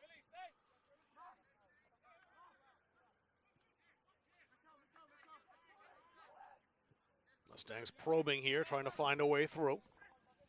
Greco. Played that ahead. Cameron into the area. Oh, well defended. Ribera once again. Ribera's going to call for the foul, though, as he had two hands on the numbers, right between the 1 and the 0. Free kick here for Cameron. Well, that's one way to make sure a player can't turn on you and find his way along the end line there. Just make sure you keep the weight on until the knees buckle. Matthew Greco will take the kick. Kind of a close corner for him.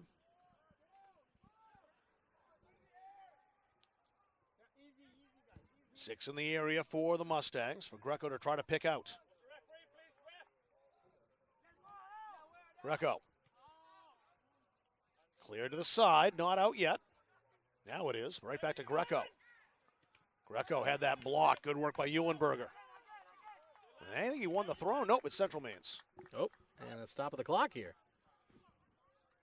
Yellow card to Sean Marley Ribera. Okay.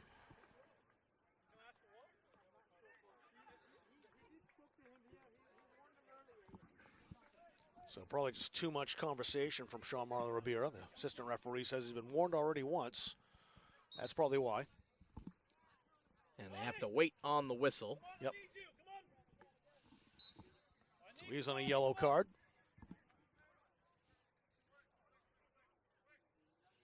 There we go.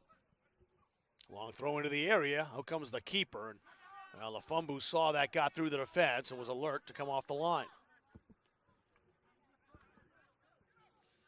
Fumble orders his team up the pitch. Let's get up there, boys. Didn't get all of that, however. It did come to Eulenberger. Played back to Nagito. Nope, that's Olsen. Olsen. Nagito. Semple and Greco chasing him. Lafumba, got to be careful there. Ooh, he almost held that too long. He would have seen what happened a week and a half ago when Mitch Cameron in the first half of that same situation. He couldn't find the ball. Stolen by the Mustangs again. Another foul. Another fairly obvious one. No card this time, just a free kick for the Mustangs. It was Lewis Sayre who was over there. Cole Atawadkar was over there. Not sure who got called for the foul, but it's not a card, so it doesn't matter an awful lot in the grand scheme of things. Central Maine playing with 9 men. Sorry, 10 men. Southern Maine playing with 9.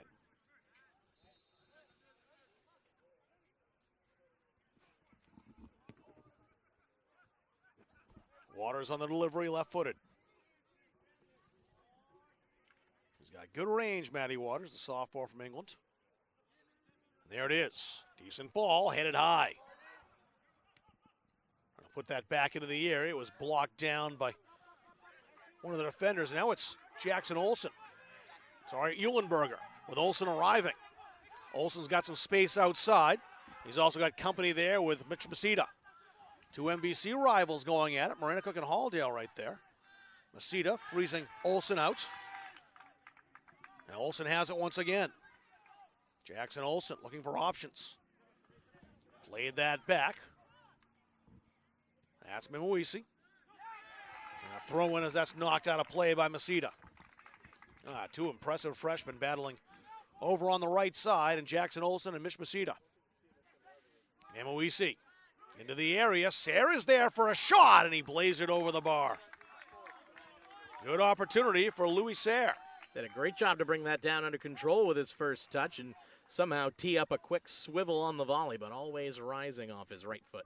Guy you don't want to give the ball to if you're a Central Maine fan. When he's in the area, 24 career goals. Foul called against Mo Nagito.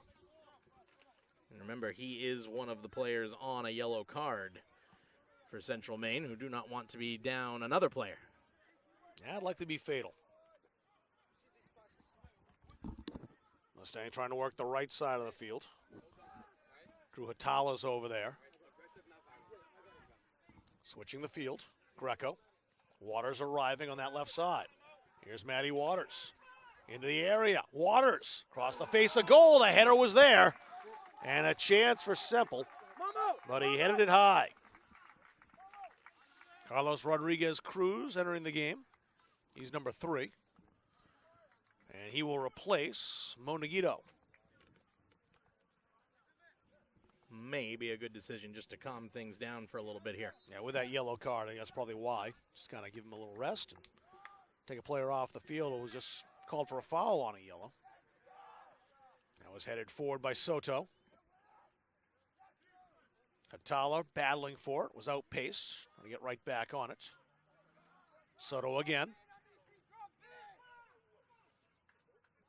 Return pass to Soto once more. Soto dispossessed Eulenberger. Turn it right back over to Terrio.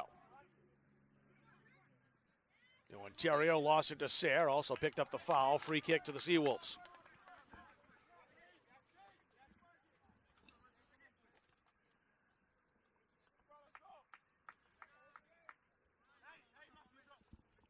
Rabir is going to take the free kick. Waters. Played quickly outside to Greco. But the Seawolves back. That's a good long ball. Flag will stay down here as Cameron's on this, but he's got company from Rodriguez Cruz. Into the area. No one on the other end of that. It was Sayre with it. That'll be a yellow card coming up. Into the book goes Mikel Soto.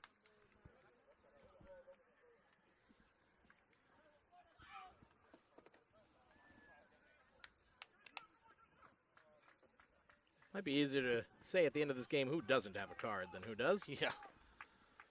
I'll count them. 1, 2, 3, 4, 5 cards assessed, yellow and red to the Mustangs. 1, 2, 3, 4, 5, 6, 7 cards assessed to the Seawolves. If you count the yellow and the red for Ignacio Ruiz Garcia. And Sayre, the latest one. No, it's Sayre, yeah. I thought it was going the other way, so it's not Soto, it's Sayre.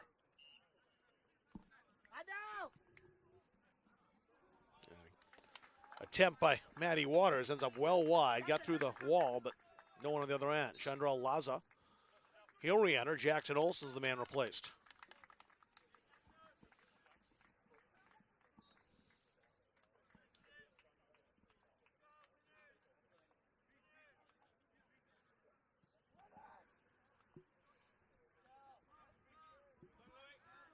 DiPilato. Couldn't keep that in play. A throw in for the Seawolves.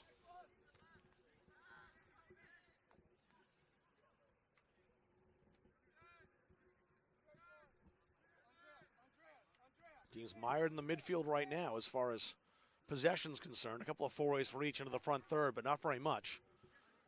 Mustangs have had the better of the possession in the second half so far for the first 10 minutes, which you'd expect as they have an extra man out there. But neither team has really made much of any possession they've had in this entire contest. No. I think you can credit the defense for that. Both of them have been spectacular defensively. Good long ball, Masita trying to get there in front of Laza. Laza got away. Now Laza's got a step. And Masita got back there and did just enough. Masita, you've got to be smarter than that, though. Trying to turn outside on one of the quicker players on the pitch. Just knock that one back to your goalkeeper and keep possession. Yep. Don't want to be fooling around trying to make a move as a center back when you're one-on-one with no support. You can't be a hero when you're the last man back there and the other guy is speedy. Sayre, look at him burn. Sayre in, shoots. Oh, side netting. Close. Very close for Sayre, who's down again. Let's watch as Cody Cleveland comes out. I believe he slips this one through the legs of Cleveland, but he could not get enough spin on it, and there might just have been the hint of a touch on the rear end of Cleveland to help steer that one away from net. Southern Maine fans thought that was a goal. It did just miss the wrong side of the post, hit the side netting. So from their angle, I'm not surprised. Got to stop the clock here as well. Yep.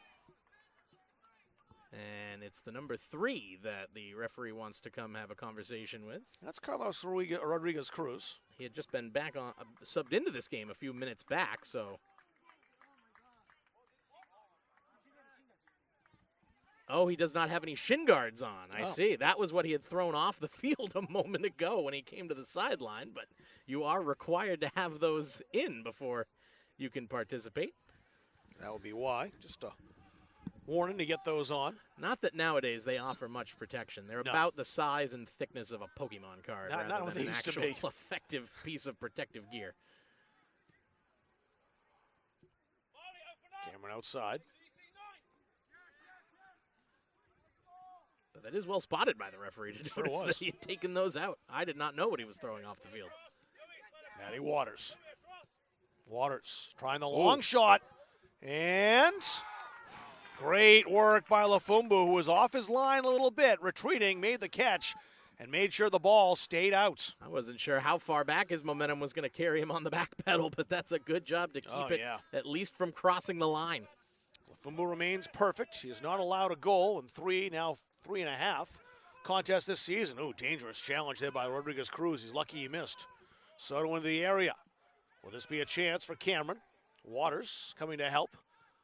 Semple put that wide. Buddha right back where it came. Outside to Soto again. Waters with that left foot. Great tackle. Guido trying to play this long. Now Sayre, and he's got Lazo with him. Sayre turning on the Jets. Oh, great step to knock that away. DiPilato. Now played ahead towards Semple. He won't get there. Lafumbu does the one thing he could do, and that's just blast it out into touch. Will we have a goal in this one? Still 33 minutes remaining. 57th minute, about to be minute 58 here.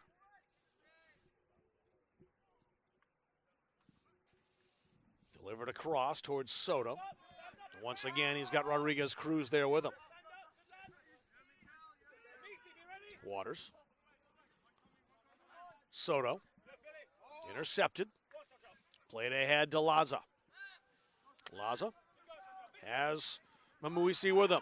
And again, DiPilato, so reliable, can break up a play that looks promising in an instant. Hatala was out-jumped that time, Mamuisi.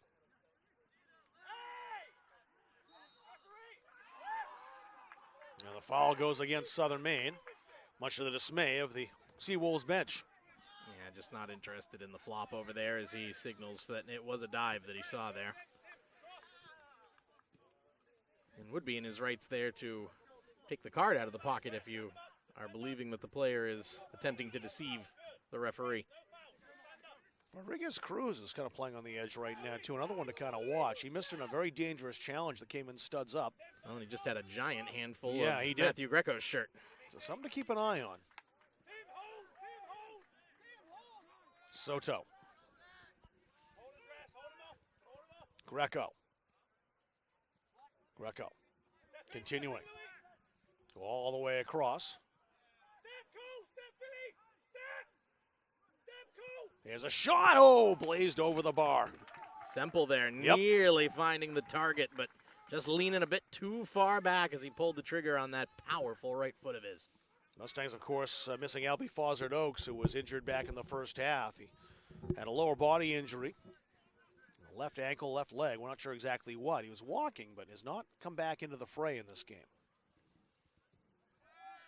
So the leading assist man in the conference with 12. Not available right now for the Mustangs. Oh, whoa. No, yeah, that's not good. That'll be at least a yellow. Well, you said he's been on the edge since he came on, and he's been looking like he would end up in the referee's book, and it didn't take that long for that to be the case. He was lucky missing that first challenge a couple moments ago. He didn't miss there. Yikes. So Rodriguez Cruz in the book. These guys don't play a third time, do they? Well, I have this one pegged as my YSCC championship It could well game. be. Fans may be wanting to get their tickets to New York for November 1st and 2nd weekend out at Word of Life Bible Institute, because this ought to be a good one. Waters taking aim, deflects. Popped high, out to the 18, but not cleared. Trying to turn through with Semple. That'll roll in on goal, and Lafumbu there to pick it up.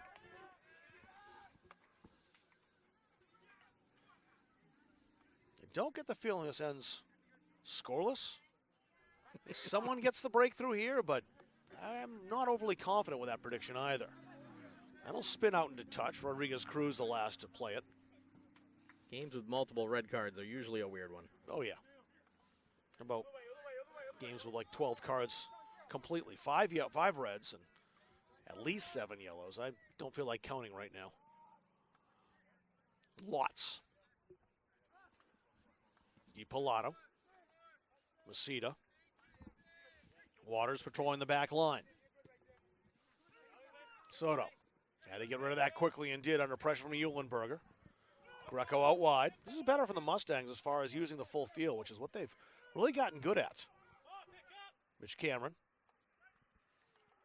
Waters in the overlap. The left-footed service. Semple in the vicinity. Now it's Soto for the shot. Oh, and it's wide. Was it touched? It was touched. It's a corner. Second corner of the evening, first of the second half for the Mustangs. Soto to take it.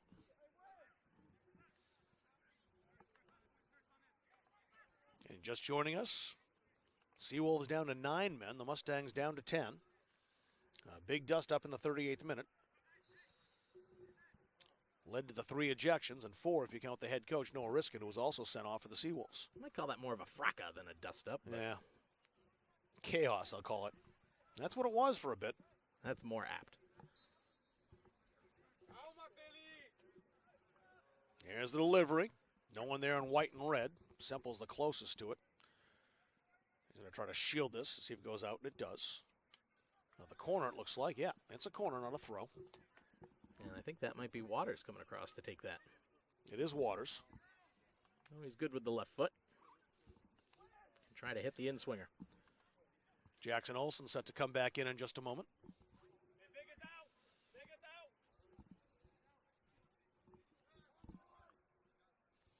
Waters setting up left-footed. Line drive, delivery into the side netting. That'll get Olsen back in the game. He had a brief rest.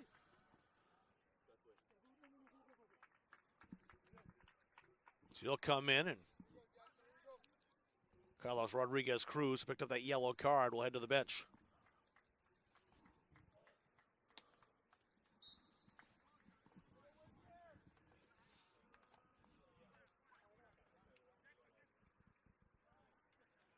Now Lafumbu, the sophomore, will take the kick. Have a noggin knocker there as the heads collided. That was Mikel Soto just jumping for the ball. And one of the Seawolves, I think that's Louis Sayre, and it is. Sayre's had some rough luck in this contest as far as getting knocks, and he has another one there that looks a little bit more severe than the one he took earlier. Is that was a noggin knocker.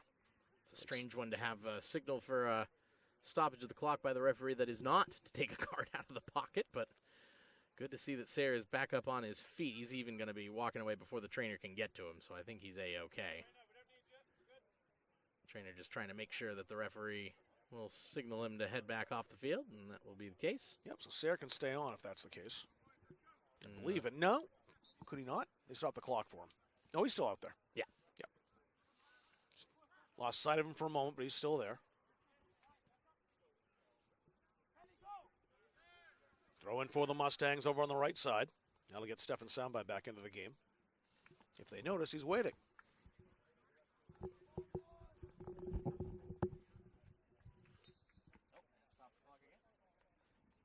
Yeah, looks like an injured player over for the Mustangs on that far side. Sir, we've got a substitution down here. DiPilato, who was getting up, stretching. Looks like he's going to be okay as well.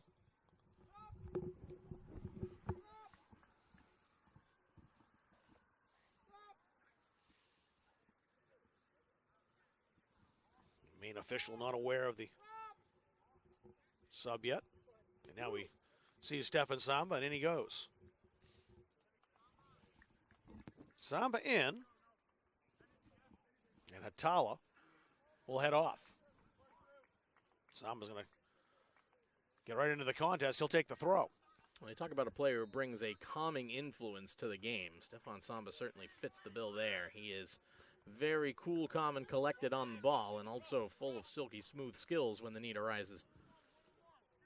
Waters out wide to Greco.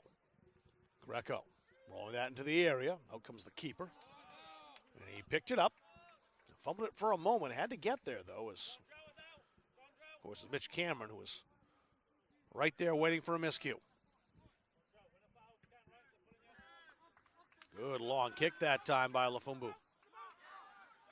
DiPilato. Ooh, lots of battles. DiPilato flicked it away. But he made contact. That's a foul and a free kick in a very good position now for the Seawolves. And, of course, DiPilato's got to be careful. He's on a yellow card as well. He is. Looked like Eulenberg was going to take this at first, but Memoisi, I think, is going to step up. And this is in the range of the number 10 in captain. Sayre as well is over there, and, of course, he's got excellent power and accuracy. And will be Louis Sayre who's going to take this. Let's see if he's going to go for goal here, try to pick out one of his teammates. He has 4 now in the area. Memoisi is going to go over and join the Mustangs wall. So now 3 in the area. Louis Sayre, way high. Never really gave himself enough of a run-up, did he, there? Only a couple of steps back and then trying to blast it, but that's almost always going to have you leaning your shoulders back, trying to get extra swing on the foot to try and generate power, and that usually spells rising high and over. Eulenberger taking advantage of the miscue. He rolls right by Soto. Oh, trying to yell for a handball with the arms down at the side is not going to work. Never going to be called in this situation. Nope. Greco back to Cameron. Matty Waters.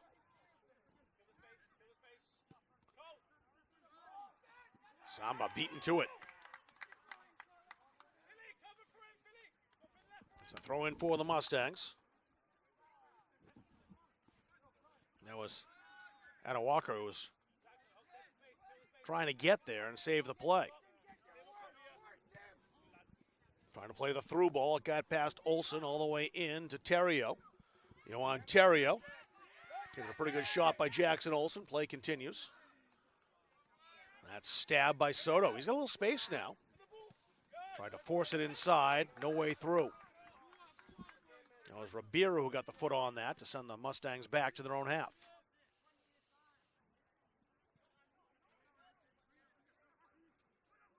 '66th minute of the 90. No goals. Samba turning. Edge of the area. There's the shot by Semple, and that deflects. It's a corner. Well, Semple got great velocity on that. Seawolf in the way. That's the third corner of the half for the Mustangs, 4th overall.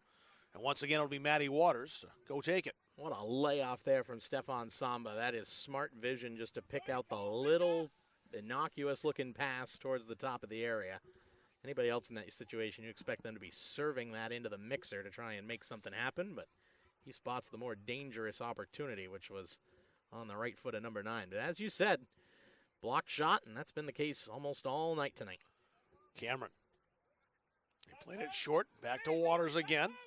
Long shot. And it goes across the face of goal. Watching it all the way. Had a good look at that was Lafumbo. He knew it was going wide. It's a goal kick.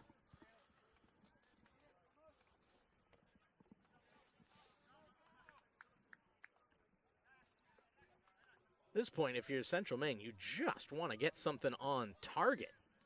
Only the one shot on goal so far, and that was Matty Waters' long-range effort that nearly did dip under the crossbar and force Lafumbo to retreat across his goal line while holding the ball. But other than that, nothing else has tested the netminder. Powerful header.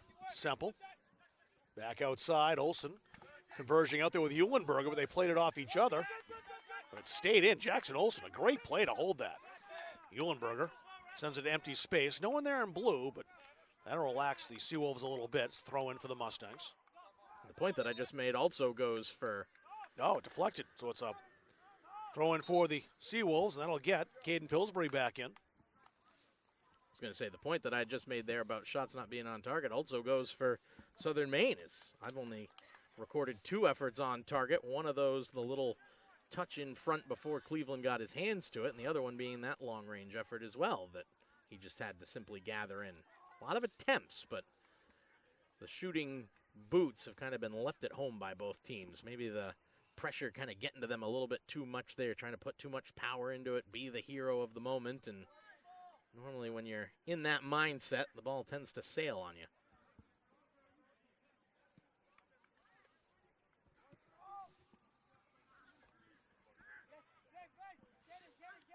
Eulenberger. Olsen calling for it, went forward instead. Waters had it taken off his foot. Foul called against Waters.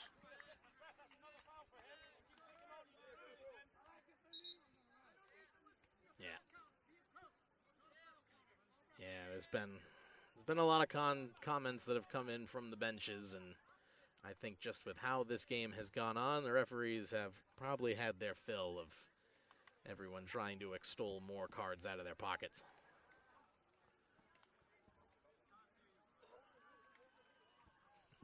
Tim Eulenberger saying the instructions coming over for him where to put the free kick. I can't hear what you're saying. Floated into the area. Cleveland out. That was a good ball by Eulenberger. It wasn't close enough to the keeper and forced a play from the defense. Ooh, it's going to be a foul there. Yep. That's on Cameron. It goes over right away to slap hands with Felsberto Memoisi. Just a foul, not a card here. Yeah. Got to do that again because they moved up the field. It's a little back further, about 10, 15 feet probably. Now you've got the comments coming in from the Central Maine sideline as well about how that keeps happening quite frequently. If this was a sport, college soccer, where they had stoppage time at the end, boy, would there be a heap and helping tonight. Oh, boy, yeah.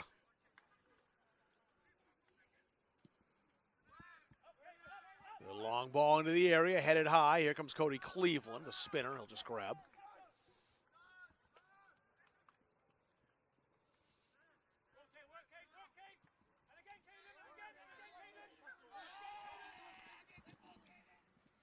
Trying to go right up the middle again. That hasn't worked.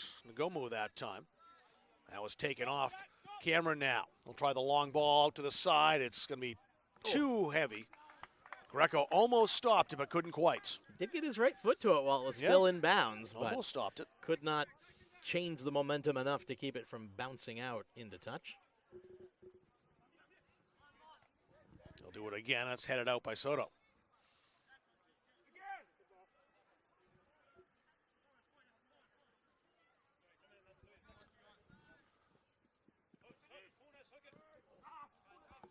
That's played out by Mamoisi. It's a throw-in.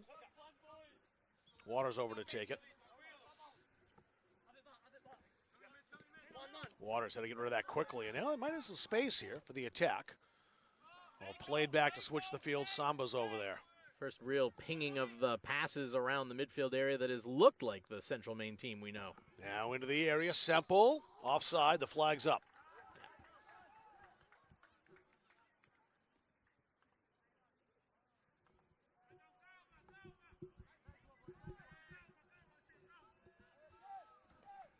Well, I got to say, Rob, this Southern Maine team has done a fantastic job of playing down a man. They have. And not just down a man, but down to 9 versus 10, where the formations get a little bit wonky, but they have still been looking to take their opportunities on the counterattack with their speed, and that's really the only thing they can play right now.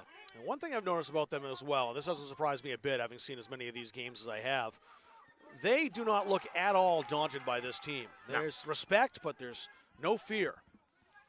Caden Pillsbury into the area, dispossessed. Yeah, and grab the shirt tug, yep. Yeah. That's a free kick for the Mustangs. He also has to be careful as he's on a yellow card. He is. And they're going to force that one to be taken more towards the end line as well. As they should.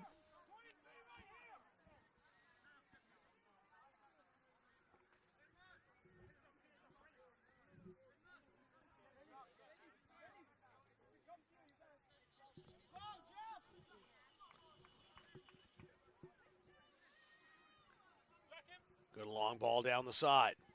Trying to find Cameron inside the area. Cut out once again by Sean Marley Ribeiro. Boy, he has had a great game defensively, the freshman from Cumberland. Outstanding. And it might have been a high boot there, is just trying to flick that one away with the player going at the head, but play goes on with SM still in possession. Sayre trying to feed Pillsbury. I think Pillsbury thought the ship had sailed on that pass and slowed down a bit, and then Sayre did eventually try to connect. Greco. Oh, great defensive play. Played outside by Mamoisi. Now it's Pillsbury. Nice sliding challenge by Waters to knock that out into touch, and that'll give the defense a chance to set things up.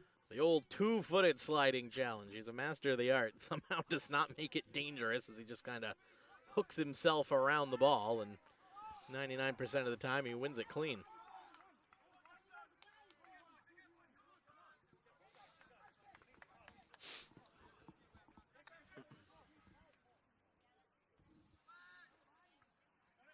Right in the middle, Eulenberger might get there. Look out if he does. Eulenberger. Cleveland anticipated that one perfectly as Louis Sayre was hoping that pass would connect. And it may have had the keeper not come out. Now Cameron. Oh, Cameron. Kicked away from behind. Samba will get this back, though. Samba still with it. 75th minute.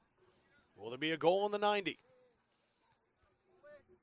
That's headed away, right back to defense. It was Soto who played that forward. Manny Waters has Pillsbury bearing down. Cooley played out to Greco. Greco almost lost that to Olsen, but Greco gets it back, and he'll use his speed. Trying to play that into the area, and sliding challenge by Mamoisi. Maybe did just enough those footsteps to disrupt the pass. Boy, I tell you what, Rob, this game is being played on a knife's edge right now. So many plays that if you just get a touch wrong, someone's off to the races and on goal. You could hear Cody Cleveland screaming at his center back, Mitch Masita, to drop back into his own half so they didn't have to worry about the long ball counterattack. And Greco there, the flick around the corner. If that goes wrong, it's a counterattack the other way. He wins it back and bears down on goal himself. This is fantastic end-to-end stuff, but it ain't good for the nerves, that's for sure. Fun to watch. Well, we have a goal. Could come from Shendrell Lazo, is going to come on right now. He's got 6 in his career. He's 3rd in the team in goals last season, in fact. So he's a guy who can break the deadlock as he comes on with fresh legs. And will do so once they notice he's waiting. Oh, the linesman on the far side not noticing it, so not mirroring him. Gonna wait. Yeah. I would love to get him in right now. Pillsbury and Waters battling. Waters had position to head it forward. Eulenberger closing down quickly. Eulenberger is watched by Greco. Played back toward Olsen. Oh, nice play by Greco. This could be trouble here. Played ahead. Sepple! Oh, but he had to get rid of the shot quickly, and it was right at Lafumbu. Tried to take that with his right, but he's not happy with himself. It didn't run much across his body, couldn't generate any power on it. He kept it on target, but in the end, just a slow, low roller to be scooped up on the other end. And he was not happy with the way that ended up. Waters. Waters again. Pillsbury climbing on his back. That's a free kick. Mustang tried to play it quickly, but no one in white was ready for that. Possession back to DiPilato from Matty Waters. Samba. Stefan Samba. Drop that off. Cameron trying to play that through to Semple, and once again, cutouts. Guess who? Sean Marley Ribera. He's been a rock in the central defense for this Seawolves team, especially since the red cards. Cameron trying to turn, stepped on the ball. Too many Seawolves there, they'll clear it. Sayre won't get to this. Masita has it. Samba again. It stays in play. Masita. Great switch. Greco on the switch. Well executed. Greco. Scuffed the shot, no problem at all for Lafumbu on that. 78th minute of the 90. Still goalless. Teams shared 5 goals in the match in South Portland, 3 for the Mustangs. They scored in the first half. The Seawolves a furious comeback in the second and almost equalized. That one finished 3-2.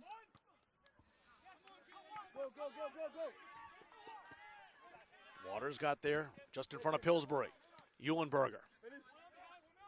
It worked out well. Not what Eulenberger intended. Was taken away by Kel Soto. Cameron. They'll work that out wide. The Seawolves back on it. It's intercepted, though.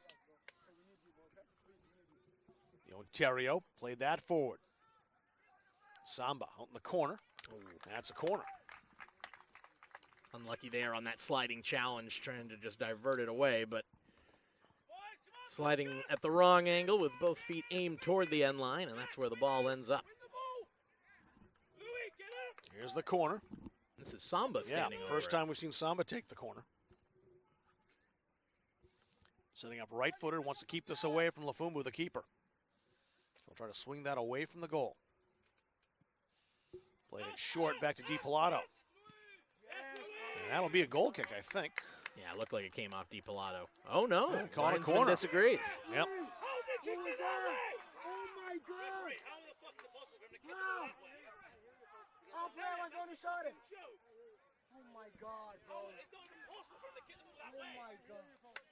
So this time it's going to be Matty Waters. If the Mustangs score on this, the Seawolves will be apoplectic.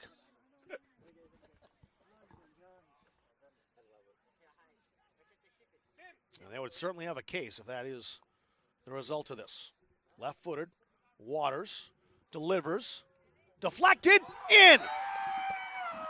The deadlock broken!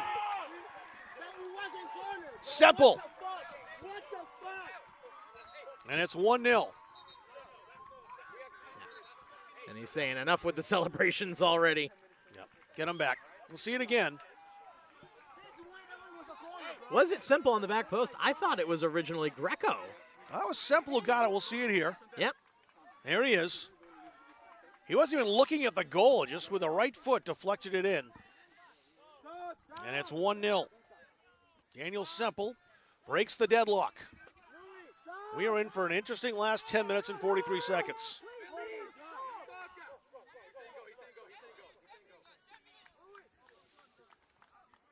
So Caden Pillsbury will check out. Ibrahim Alziakani will come in. Alziakani is in. Louis Sayre will come off. I mentioned as well that Chandra Laza came on. Who's the second one coming off? Sayre came off and Pillsbury came off. Thank you. So now there'll be an all-out attack here from the undermanned Seawolves, who are down a man here. Again, it's 10-9 out there. It's a throw-in for the Seawolves. They'll take it quickly. Laza stopped. Soto wouldn't let him pass. Cameron. Next set up again. Eulenberger called for the foul. Cynical challenge.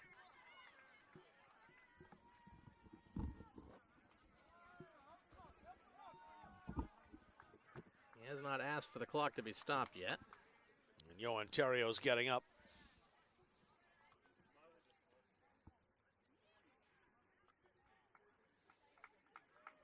The clock's still running at 9:45. The Mustangs don't mind that at all.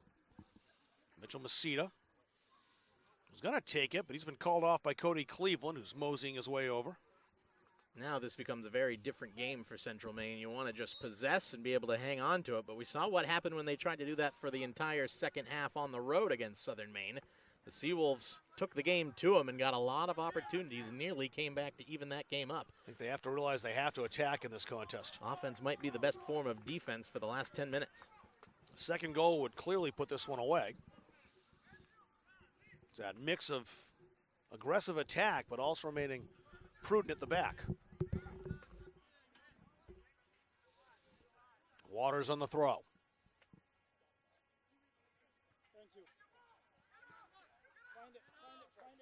Over on this side is Laza. He was cut off by Soto. He's going to play that back to Cleveland.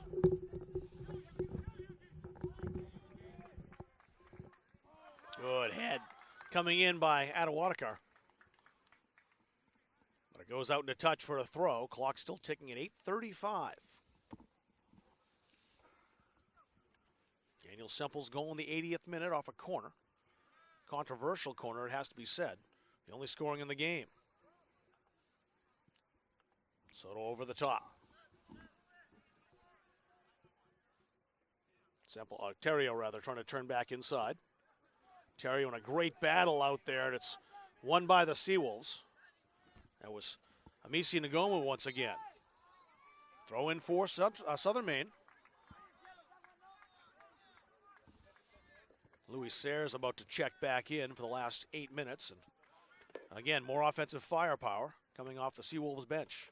He's been in the game most of it, got a brief breather, and now in for the last part to try to equalize. That's played towards Semple. Headed down, Cameron arrives.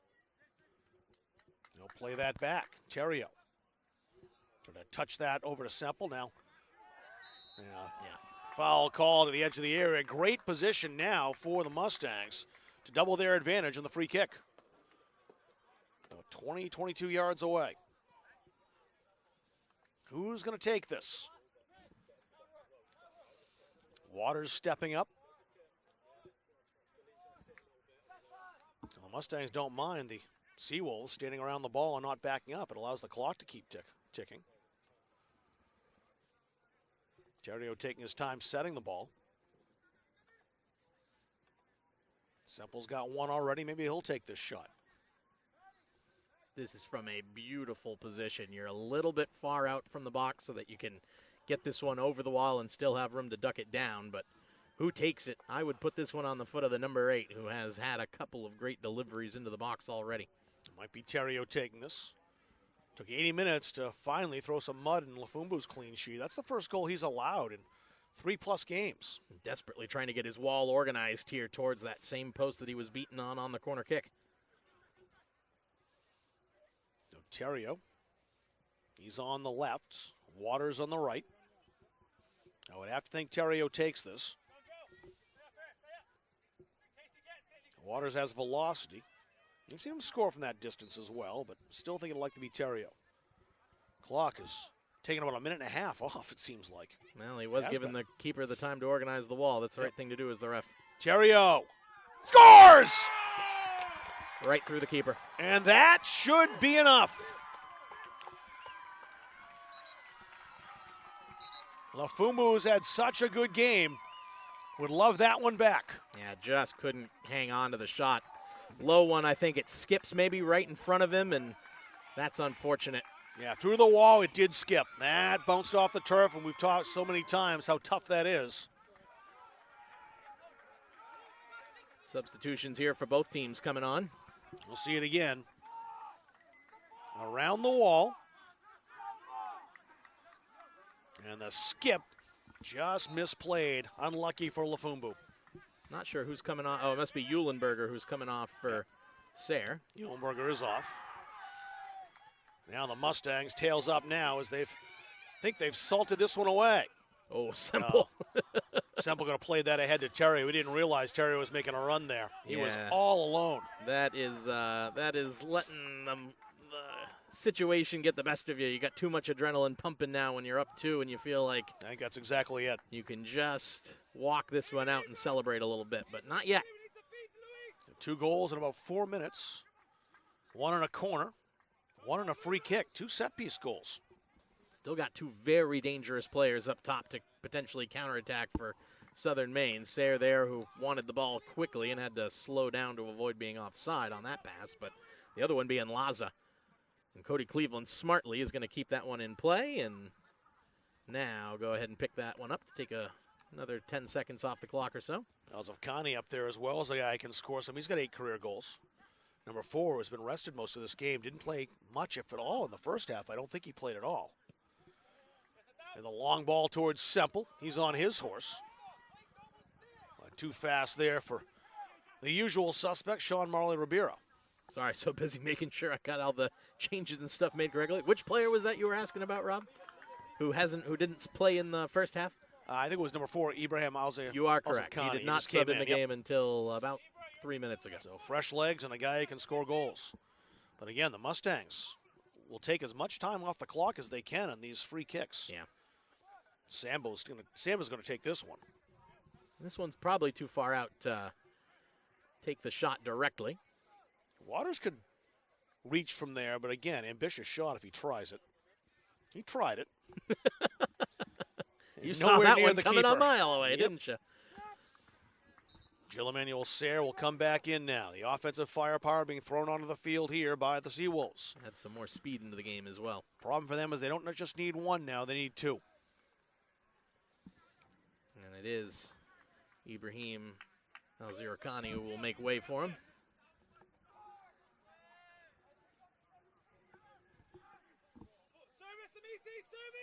Yeah, just have to get the ball long down the field here. You can't afford to take time with it. Clock is not in their side, that's for sure. Soto. Dispossessed. Sayre trying to play that through, flags up. Ball's in the net, but the flag is up. Yeah, just a yard and a half or so the wrong side of the wall, and they're going to stop the clock. Yeah, the keeper, Cody Cleveland, sauntering over at a snail's pace to pick the ball out of the back of the net. Well, they've also got a substitution to come in. And a substitution here as well, too. Oh, no, but it's not going to be able to come in with it being offside. So offside. Sam Boynton will have to so that was all wait on just the a moment here. Daniel Semple's going to have to throw the shin guards back in for a moment. 3:14 to go, minute 87. Cody Cleveland getting a talking to from the referee who's had easier nights in his career. Probably most of them.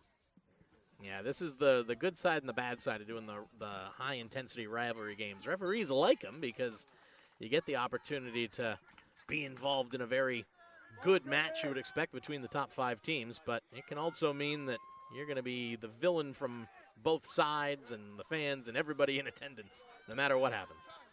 Donnell. Samba wants it, gets it. Stefan Samba. Long shot. Over the bar, and that will get Boynton in. Clock will stop with 2:52 remaining.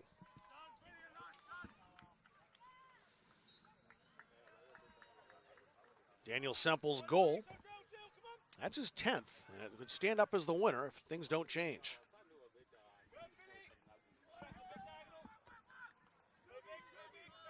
Olsen sees some space. He'll take advantage. Jackson Olsen trying to ladle that over the top. It's just behind the intended target, but it came on the edge of the area, and a shot blazed just wide. Deflected out for a corner kick. First of the half by Southern Maine, 4th overall. Not far off there, trying to put that in the bottom corner, and that's the spot to aim at there if you're Louis Sayre. Just couldn't quite connect it while he was off balance. Jill Emmanuel Sayre will take this.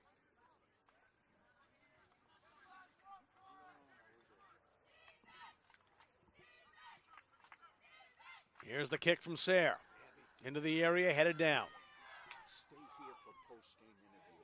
Okay, just stay right here. Laid back now with 1:52 to go. Into the area, headed away. Masita. Sayre with a leap, couldn't come down with it. Cameron. Now numbers, and a counter coming. Cameron, Lafumbu alert to it, kind of got caught in no man's land. Oh, what a play by Lafumbu.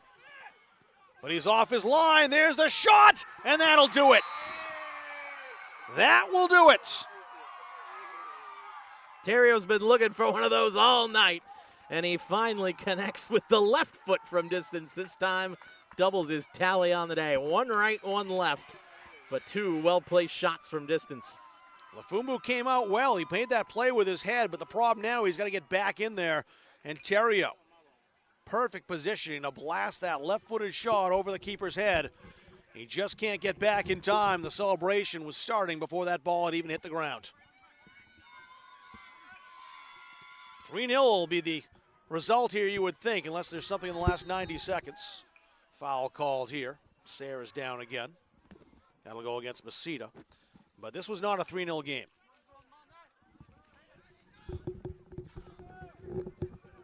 Handshake line could be interesting as well. Sorry, who's foul on here? Soto, I believe. It was definitely on the Mustang. I think Soto got the head or the body contact on Sayre. Clock stopped with 81 ticks left.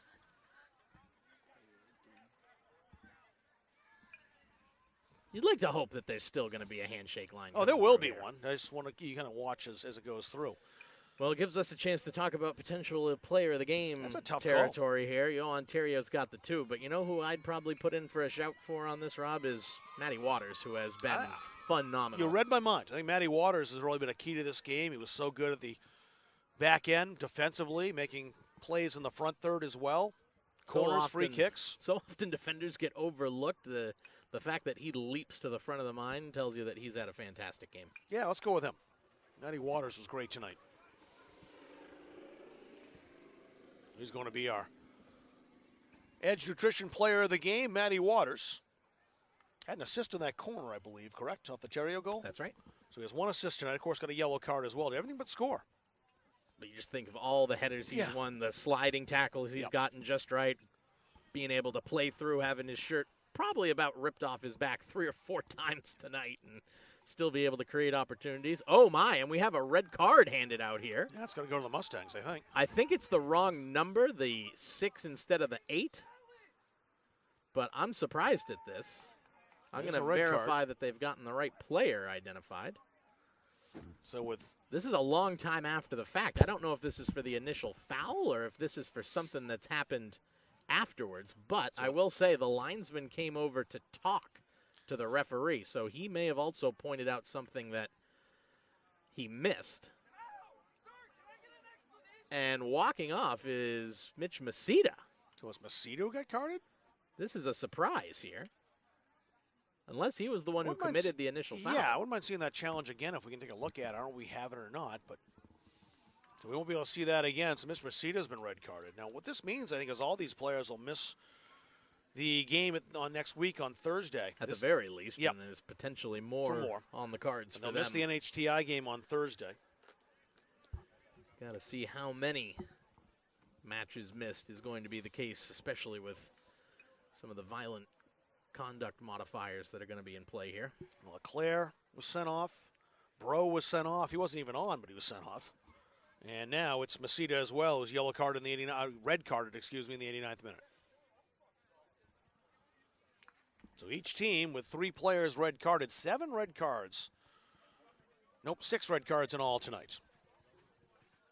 2 players for Southern Maine, also throwing in their head coach Noah Riskin, who received a card as well. All that happened in the first half in the 38th minute. Masita getting his red card now. Dalton Wing very furious about the call here. No problem on the shot, a save by Cody Cleveland. Still fighting for his clean sheet. It'll be his 14th. Played ahead, that's going to spin away, and the flag is up. Boynton was offside. Just took a little too long to get that one to send in the direction of the very speedy. 90th minute in this game, and I think the final horn can't come soon enough for just about everybody. Yeah, this one has been decided at this point. And clock stopped here with 50 seconds. And the linesman may have heard something from down the line here, pointing at the SMCC bench. Or it could be the baseball players practicing. Yeah, that's what it is. The baseball players are starting their practice and are a little too close to the field, so the referee backing them off. Yeah, that's fair. Stopping the game with 50.3 seconds to go. The boys will get their chance, the baseball team, in less than a minute. It's got to be patient, guys.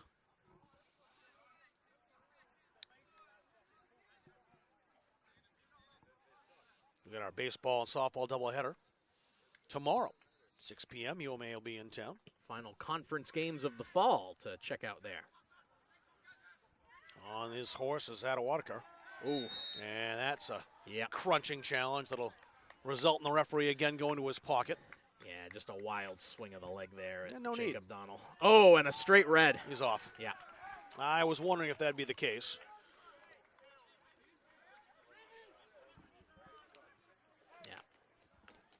And again, the game's well decided. That's one you just have to avoid if you're Jacob Donnell.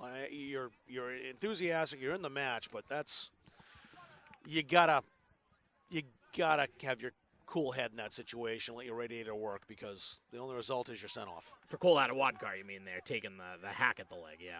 Yep. Yes. You're trying. You're basically looking at taking your frustration Yep. out on a foul there late on, Yes. and just say, well, I'm just going to leave a bruise and make sure we leave the mark. But I was trying to watch the referee there too, because the players were in front, but Attawadkar's off.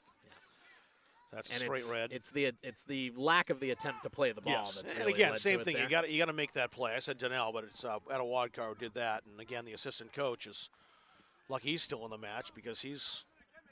And the player has to leave the field is the other thing here that I think is the delay here. Just count the time down, guys. Well, what's going to go down as a 3-0 game is certainly one that didn't need to be that way for a long time. This was 2 evenly matched teams, I think, Rob, for the whole affair. I think so, too. The incidents on the field really kind of marred this game between as far as what these teams can display as far as their skills are concerned. It was a good one. Yeah, it was. Part 3, anybody? Yeah. Referee just kind of letting things play out. It wasn't hard enough to draw the whistle or a foul or a card, rather. So just let this one get to the end. Yep, and there it is. 3-0 the final score. And this contentious matchup comes to its conclusion.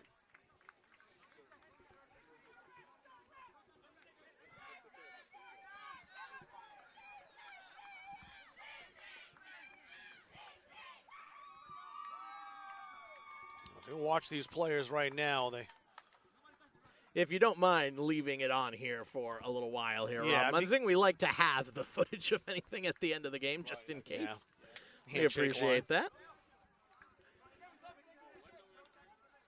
It'll be an unhappy bus ride back to South Portland the way this game played out for Cameron coming over and shaking hands. And Seawolves are lining up as well.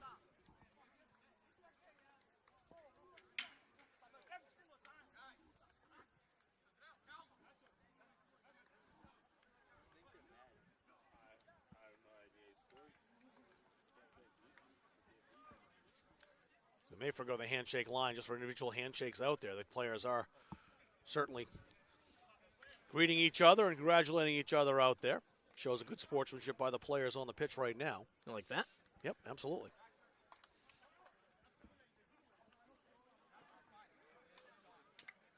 Yeah, hard-fought game between some Warriors, and they're